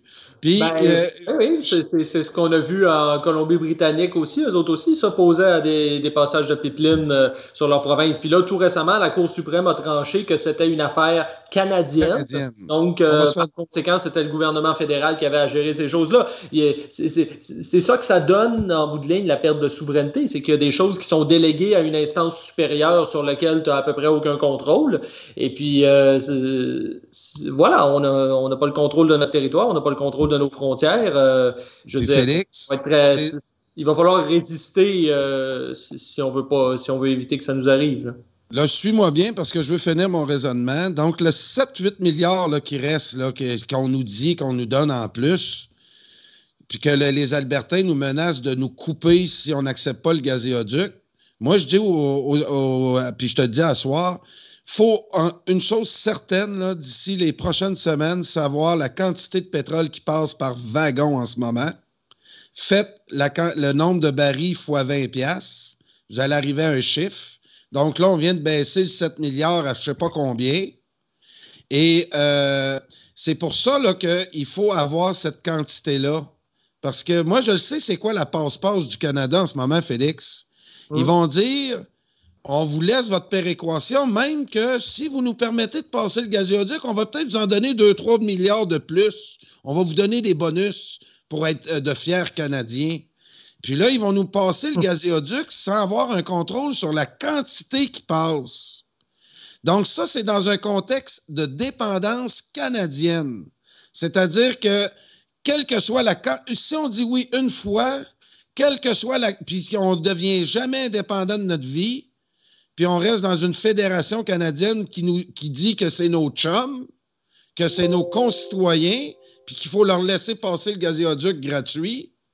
Nous autres, on leur dit, dans un contexte d'indépendance, vous allez garder votre péréquation, mes amis, puis si vous voulez passer sur le territoire maintenant, le prochain wagon qui passe demain matin à la frontière de l'Ontario puis le Québec, c'est maintenant 20, je compte le nombre de barils que tu as dans ton voyage, puis tu me donnes 20$ le baril. Puis si tu penses que je suis anormal de te charger ça, j'ai au-dessus de 25 exemples dans le reste du monde où les gazoducs passent ou quel que soit qu'il y a des droits de passage. Le Canada... Mais pour contrôler les droits de passage, il faut être un pays, avoir la maîtrise de ses frontières et de ses douanes. Oui, mais là, c'est l'Alberta qui veut nous passer sur le corps. Les douanes, c'est censé être de compétence fédérale. Je vois assez mal comment le Québec pourrait imposer... Donc, c'est parce que je veux te faire comprendre que c'est du chantage. C'est que là, ils veulent nous passer un gazoduc, puis qu'on n'ait jamais eu le contrôle, toi puis moi, de la quantité. Puis je veux expliquer aux Québécois que c'est du chantage. Oui, que c'est un des nombreux inconvénients à ne pas contrôler son territoire. Ben oui, puis là, c'est là que leur péréquation, qui est l'argument massu des fédéralistes pour te dire qu'on est des cassés, qu'on n'a pas les moyens d'être indépendant, s'ils te sortent le mot péréquation, là, puis tout le monde se met à genoux puis vénère la péréquation. Mm-hmm. Puis regarde ça, là. Moi, j'ai des souverainistes qui m'ont dit, il y a une couple d'années, Carl, je suis aussi souverainiste que toi, puis ce que tu me dis, ça a l'air bien logique. Mais c'est pas le temps, Carl.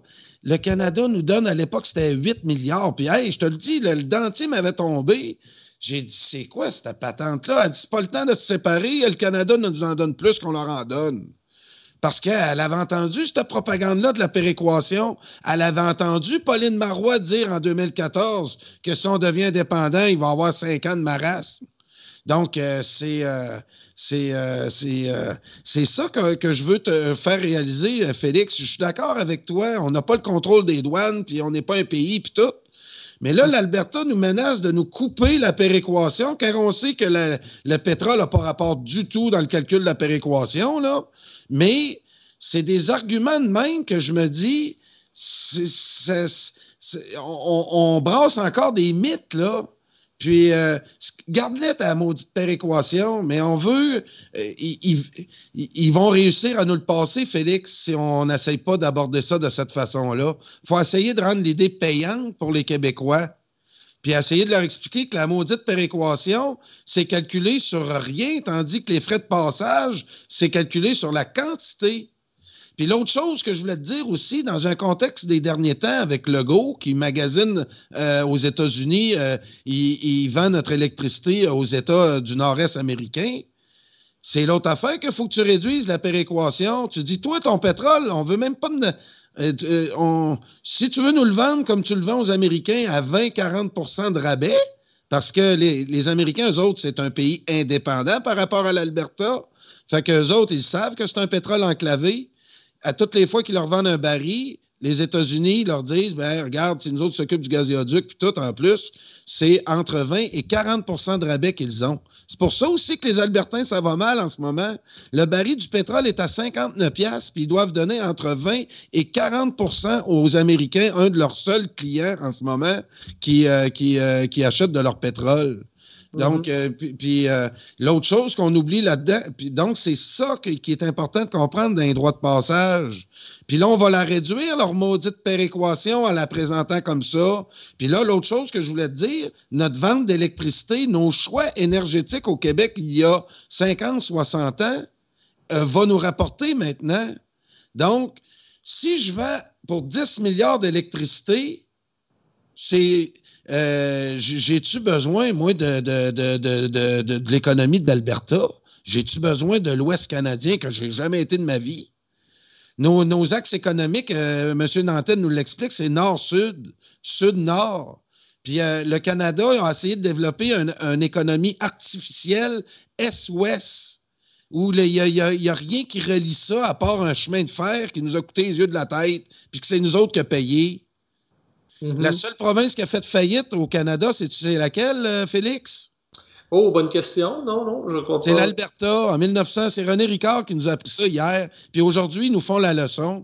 Moi, je me rappelle de l'époque de Ralph Klein, quand il a payé à 140$ le baril à l'époque, là. Toi et moi, on aurait eu l'air de génie économique si on avait été le premier ministre de l'Alberta. Puis nos larbins québécois, ils aimaient bien ça, nous rabaisser encore, puis dire, regardez comment ils sont bien gérés en Alberta, pendant que nous autres, ici, on croule sur les déficits, puis sur la dette. Puis là, c'était l'âge d'or du fédéralisme. Puis nos grands économistes qui nous défendent ce modèle-là, c'est un système qui est endetté encore cette année. Là, Trudeau va nous l'endetter d'à peu près 15 milliards, puis sans tout nous dire en plus. Puis ce beau grand pays-là est endetté de 400 milliards. Puis il essaie de nous dire que c'est nous autres qu'il va falloir en payer une partie. C'est l'autre chose aussi qu'il faut se dire, que quand on va voter oui, ceux qui vont avoir le gros bout du bâton, de par notre géopolitique, puis on vous le présente dans le cas du gazoduc albertain, si on est indépendant, c'est le Québec qui prend le gros bout du bâton. Si on reste dépendant à la Fédération canadienne, ben on va se ramasser tout le temps avec le petit bout. Puis sans jamais avoir le contrôle de rien. Donc, c'est juste ça que je veux faire réaliser, Félix. Il faut avoir... Oui, c'est ce que tu dis, c'est que du bon sens, évidemment. Ben oui. Je veux opposer des arguments à la péréquation. Si tu réécoutes des émissions dans les prochaines semaines, puis mes auditeurs le savent, je veux en parler à tout le monde.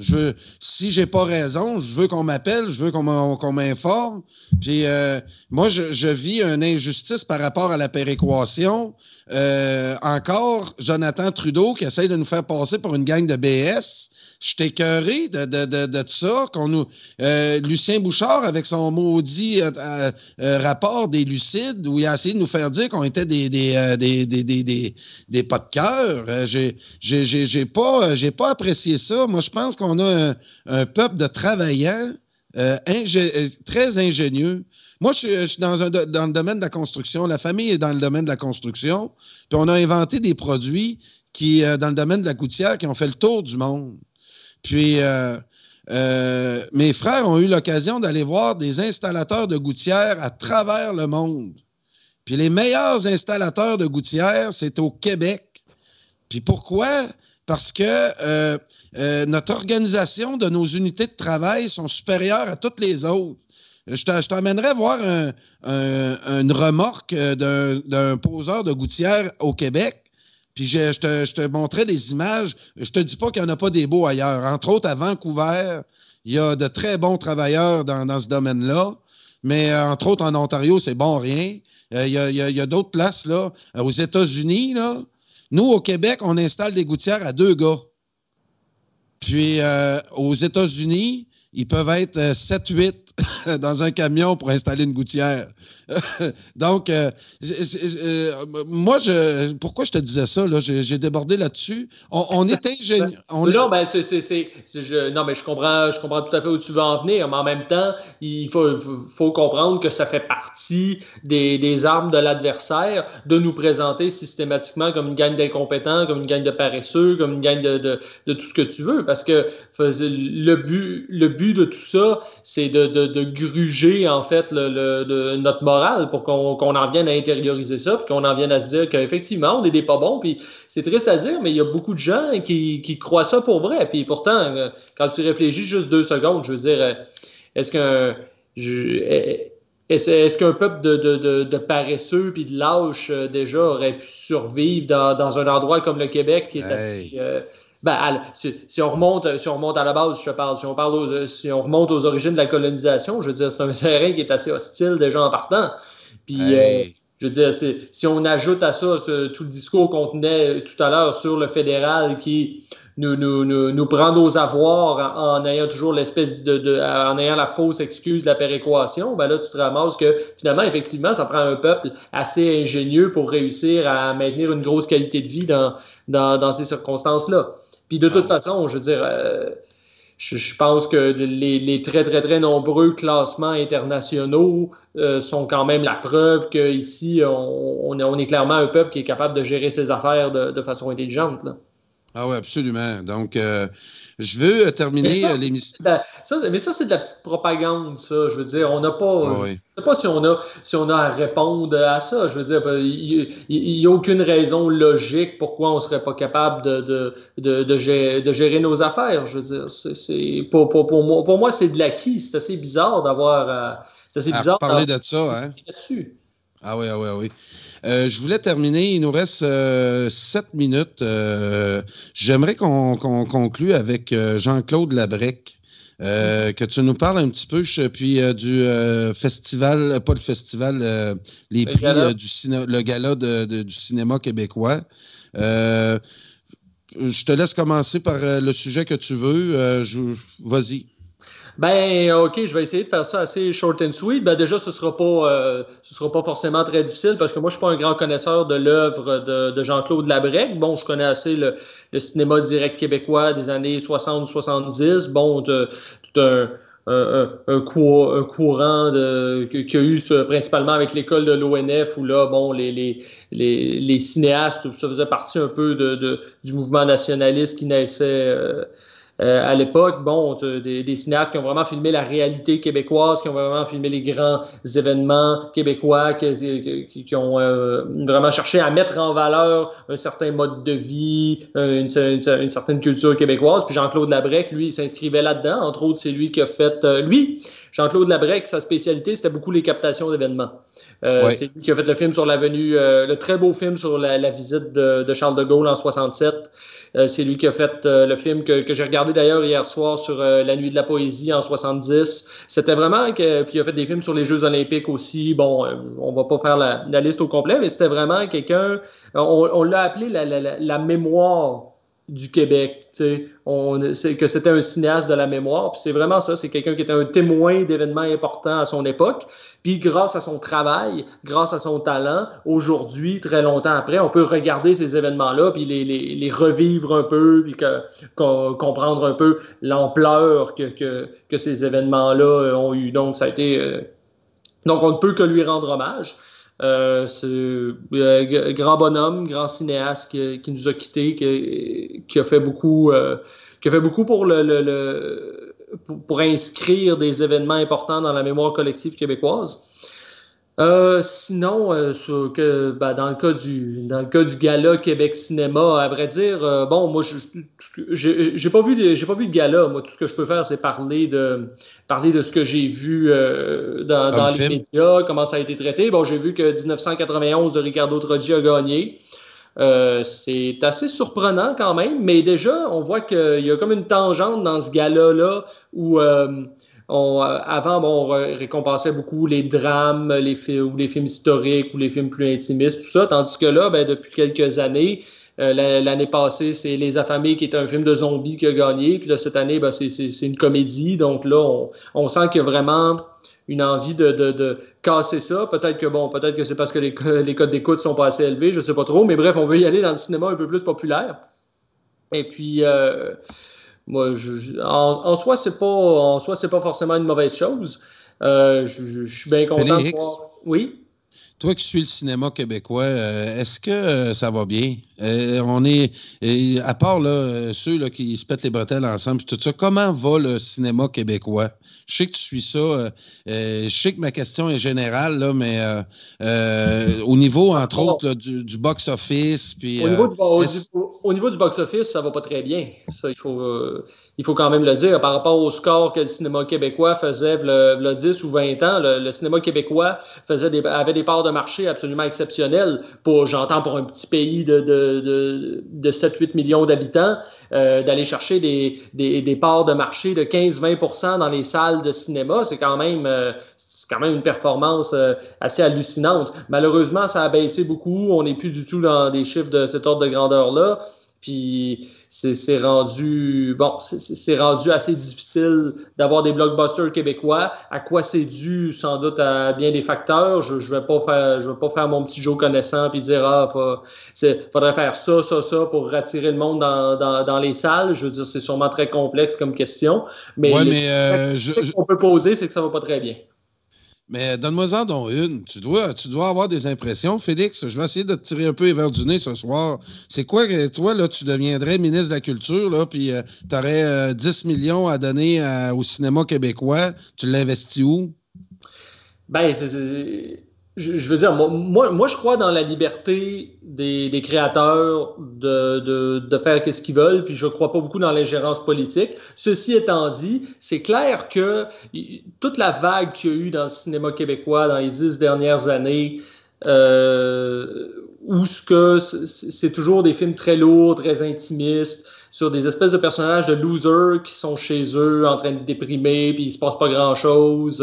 Je veux dire, tout ce cinéma d'auteur québécois là qui va gagner des prix à l'étranger, qui va gagner des prix à Locarno, des fois à Cannes, bon, tout ça, qui va peut-être réjouir une certaine communauté de cinéphiles, mais le monde qui se ramasse, je veux dire, c'est à regarder ça, je veux dire, c'est épouvantablement pénible. Là, je vais te poser une question difficile. Dans ce film-là, fait que forcément que si c'est ça l'offre, faut pas s'étonner qu'il y ait pas beaucoup de gens qui aillent voir ces films-là. Puis le cinéma québécois, moi, je suis en train de terminer un documentaire en ce moment sur le cinéma de genre au Québec. Puis je me rends bien compte avec les entrevues que j'ai faites.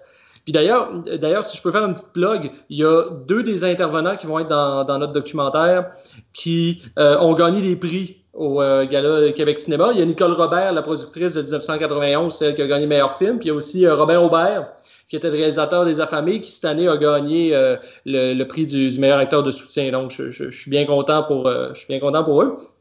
Mais tout ça pour dire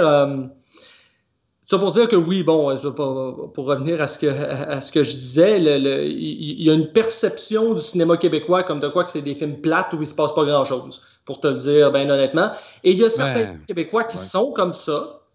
Et ces films-là, d'un côté, bon, vont aller gagner des prix à l'étranger, puis d'une certaine façon, ça fait un peu rayonner la culture québécoise.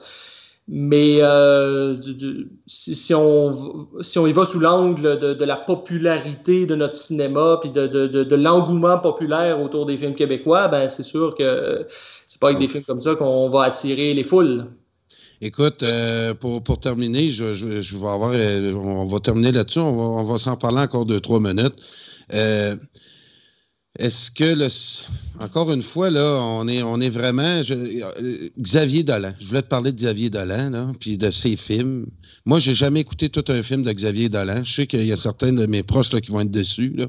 Mais tu parlais d'auteurs là, qui parlaient d'histoires lourdes, puis moi, je suis d'accord, là, les cinéphiles, puis ceux qui aiment le cinéma. Je peux reconnaître tout le talent de Xavier Dolan, mais c'est ça, ces histoires de nombril. Je ne sais pas jusqu'à quel point le cinéma québécois n'est pas victime là, de certains.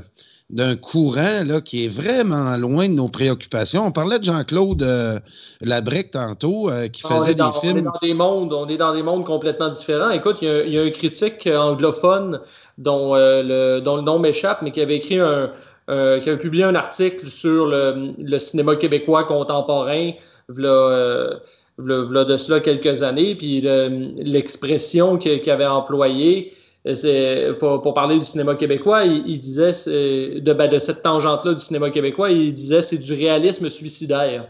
Donc déjà, ça te donne une idée assez claire que c'est pas des films très, très joyeux. C'est des films vraiment centrés sur des individus qui ont des problèmes personnels, qui n'arrivent pas à les régler, qui n'arrivent pas à avancer. Puis tant qu'à moi, Xavier Dolan n'est pas le pire. Hein? Non, c'est qui? Il y en a-tu un pays? Est-ce que je vais vraiment oser nommer des noms? Mais au moins le cinéma de Xavier Dolan, au niveau de la forme, au niveau de la mise en scène, c'est quand même assez audacieux. Il se passe des choses. Mais je veux dire, écoute, quand tu commences à tomber dans... Oh boy. Non, nomme pas de nom, Félix, c'est correct. Nomme pas de nom. Mais on sait de quel type... De quel type de film tu fais référence? Là, souvent, là, quand tu écoutes parler des gens du cinéma, des gens qui ont écouté Rocky puis Top Gun, tu entends parler du cinéma québécois, ils vont te parler du genre de film que tu me fais référence là, puis de certains films de Xavier Dolan. Puis, par contre, le film québécois que ces gens-là aiment, des Américano-québécois, là, ils vont te parler, par contre, Falardeau, toutes les Elvis Gratton, ça, tout le monde va les aimer. Tous les films de Ding et Dong, puis c'est souvent des films d'humour. Oui, les Boys, Bon Cop, Bad Cop.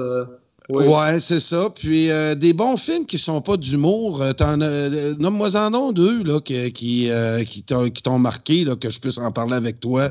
Ben, c'est que ça va être des films assez vieux. Moi, c'est sûr, mes films québécois préférés. Ben, je vais t'en nommer un vieux, puis je vais t'en nommer un petit peu plus récent. Là, juste va être donc. Moi, c'est sûr, mon film québécois préféré, c'est Les Ordres de Michel Brault sur la crise d'octobre. Ça, pour moi, c'est un chef-d'œuvre absolu. C'est un film qui m'émeut à chaque fois que je le vois. C'est brillamment réalisé, c'est brillamment joué, c'est brillamment écrit. Je veux dire, pour moi, c'est un chef-d'œuvre. Je l'ai vu 4 ou 5 fois, puis je ne me lasse jamais de ce film-là, qui est extraordinaire. Puis il y a un film plus récent qui est sorti au début des années 2010, c'est À l'origine d'un cri de Robin Aubert, dont je parlais tout à l'heure, qui est vraiment une espèce de film coup de poing sur des personnages. Là aussi, encore une fois, c'est des personnages qui peuvent avoir des problèmes personnels, des problèmes familiaux, tout ça, mais au moins, c'est des personnages qui vont essayer de foncer dans le tas. Ça va être des êtres très charismatiques. C'est peut-être ça qui manque dans beaucoup de films québécois. Ça manque de charisme un peu. Et puis voilà, si je peux te nommer 2 films québécois que je recommanderais à tout le monde puis que moi, qui m'ont marqué au fer rouge, là, ce seraient ces 2-là. Donc, Cactus qui nous dit « Love-moi » avec Germain Hood. Un très bon film. Réal Bergeron, ça me donne des petits boutons. Woody Allen. Moi, j'ai quelqu'un dans la famille qui aime bien Woody Allen. Pour pas la nommer, ma femme. Elle m'a fait découvrir Woody Allen. Vois-tu, ça, c'est un gars que si j'avais pas eu une femme qui est cinéphile, j'aurais jamais écouté un film de Woody Allen. Je ne suis pas du profil Woody Allen. Puis pourtant, là, je les ai écoutés. Ça pouvait... Quand tu connais pas Woody Allen, là, tu dis hey, ça n'est un film de Xavier Dolan là, qu'on va entendre parler en tout cas... ça n'en prend juste un qui... Mais non, là, j'écoute Woody Allen, puis je le trouve brillant. Il est bon, il a un humour particulier, puis j'ai découvert... merci, Félix. C'est tout pour ce soir. Merci aux auditeurs. J'aimerais bien qu'on prenne l'habitude de temps en temps de se parler pendant les élections, Félix. Je vais être souvent impliqué au Journal du Soir. Donc, libre à toi, là, quand je te fais des invitations. On va parler d'élections. On n'a peut-être pas assez parlé ce soir. Fait que si la semaine prochaine, tu es disponible un soir, peut-être pas aussi longtemps que ce soir, parce que là, je suis avec François, mais j'aimerais bien ça qu'on prenne l'habitude de discuter de toutes sortes de sujets, et entre autres de cinéma, parce qu'on sait que tu es dans le domaine. Puis j'aime bien parler de cinéma aussi, même si je le suis de beaucoup. D'après moi, c'est pas juste le cinéma québécois qui a baissé. Je reste proche d'un cinéma, Félix. Puis je peux te dire moi-même, j'étais un gars qui allait au cinéma peut-être 1 fois ou 2 par mois. Puis cette année, je peux avoir assez de doigts d'une main pour te dire le nombre de fois que j'y étais dans l'année. Mm-hmm. J'ai peut-être même pas été 5 fois dans l'année. En réalité, oui. Il y a eu une baisse de l'achalandage, oui, c'est une réalité. Mais... Ben écoute, pour conclure ça, merci beaucoup de m'avoir invité. Puis oui, n'hésite pas. Moi, ça me fait toujours plaisir de jaser. Moi, jaser de cinéma, jaser de politique, je fais à peu près rien que ça. C'est les 2 seuls sujets dont je parle. Fait que si quelqu'un m'invite à en parler, ça va me faire plaisir. Puis on aime t'entendre parler de ça, Félix. Merci beaucoup. Puis bonsoir tout le monde. Bonsoir. C'est ça. Vous avez écouté le Journal du Soir, édition du mardi 4 juin. Et demain, on va avoir Hugo Girard à 9h30 et un Mohawk pour l'indépendance à compter de 7h30. Merci. Bonsoir.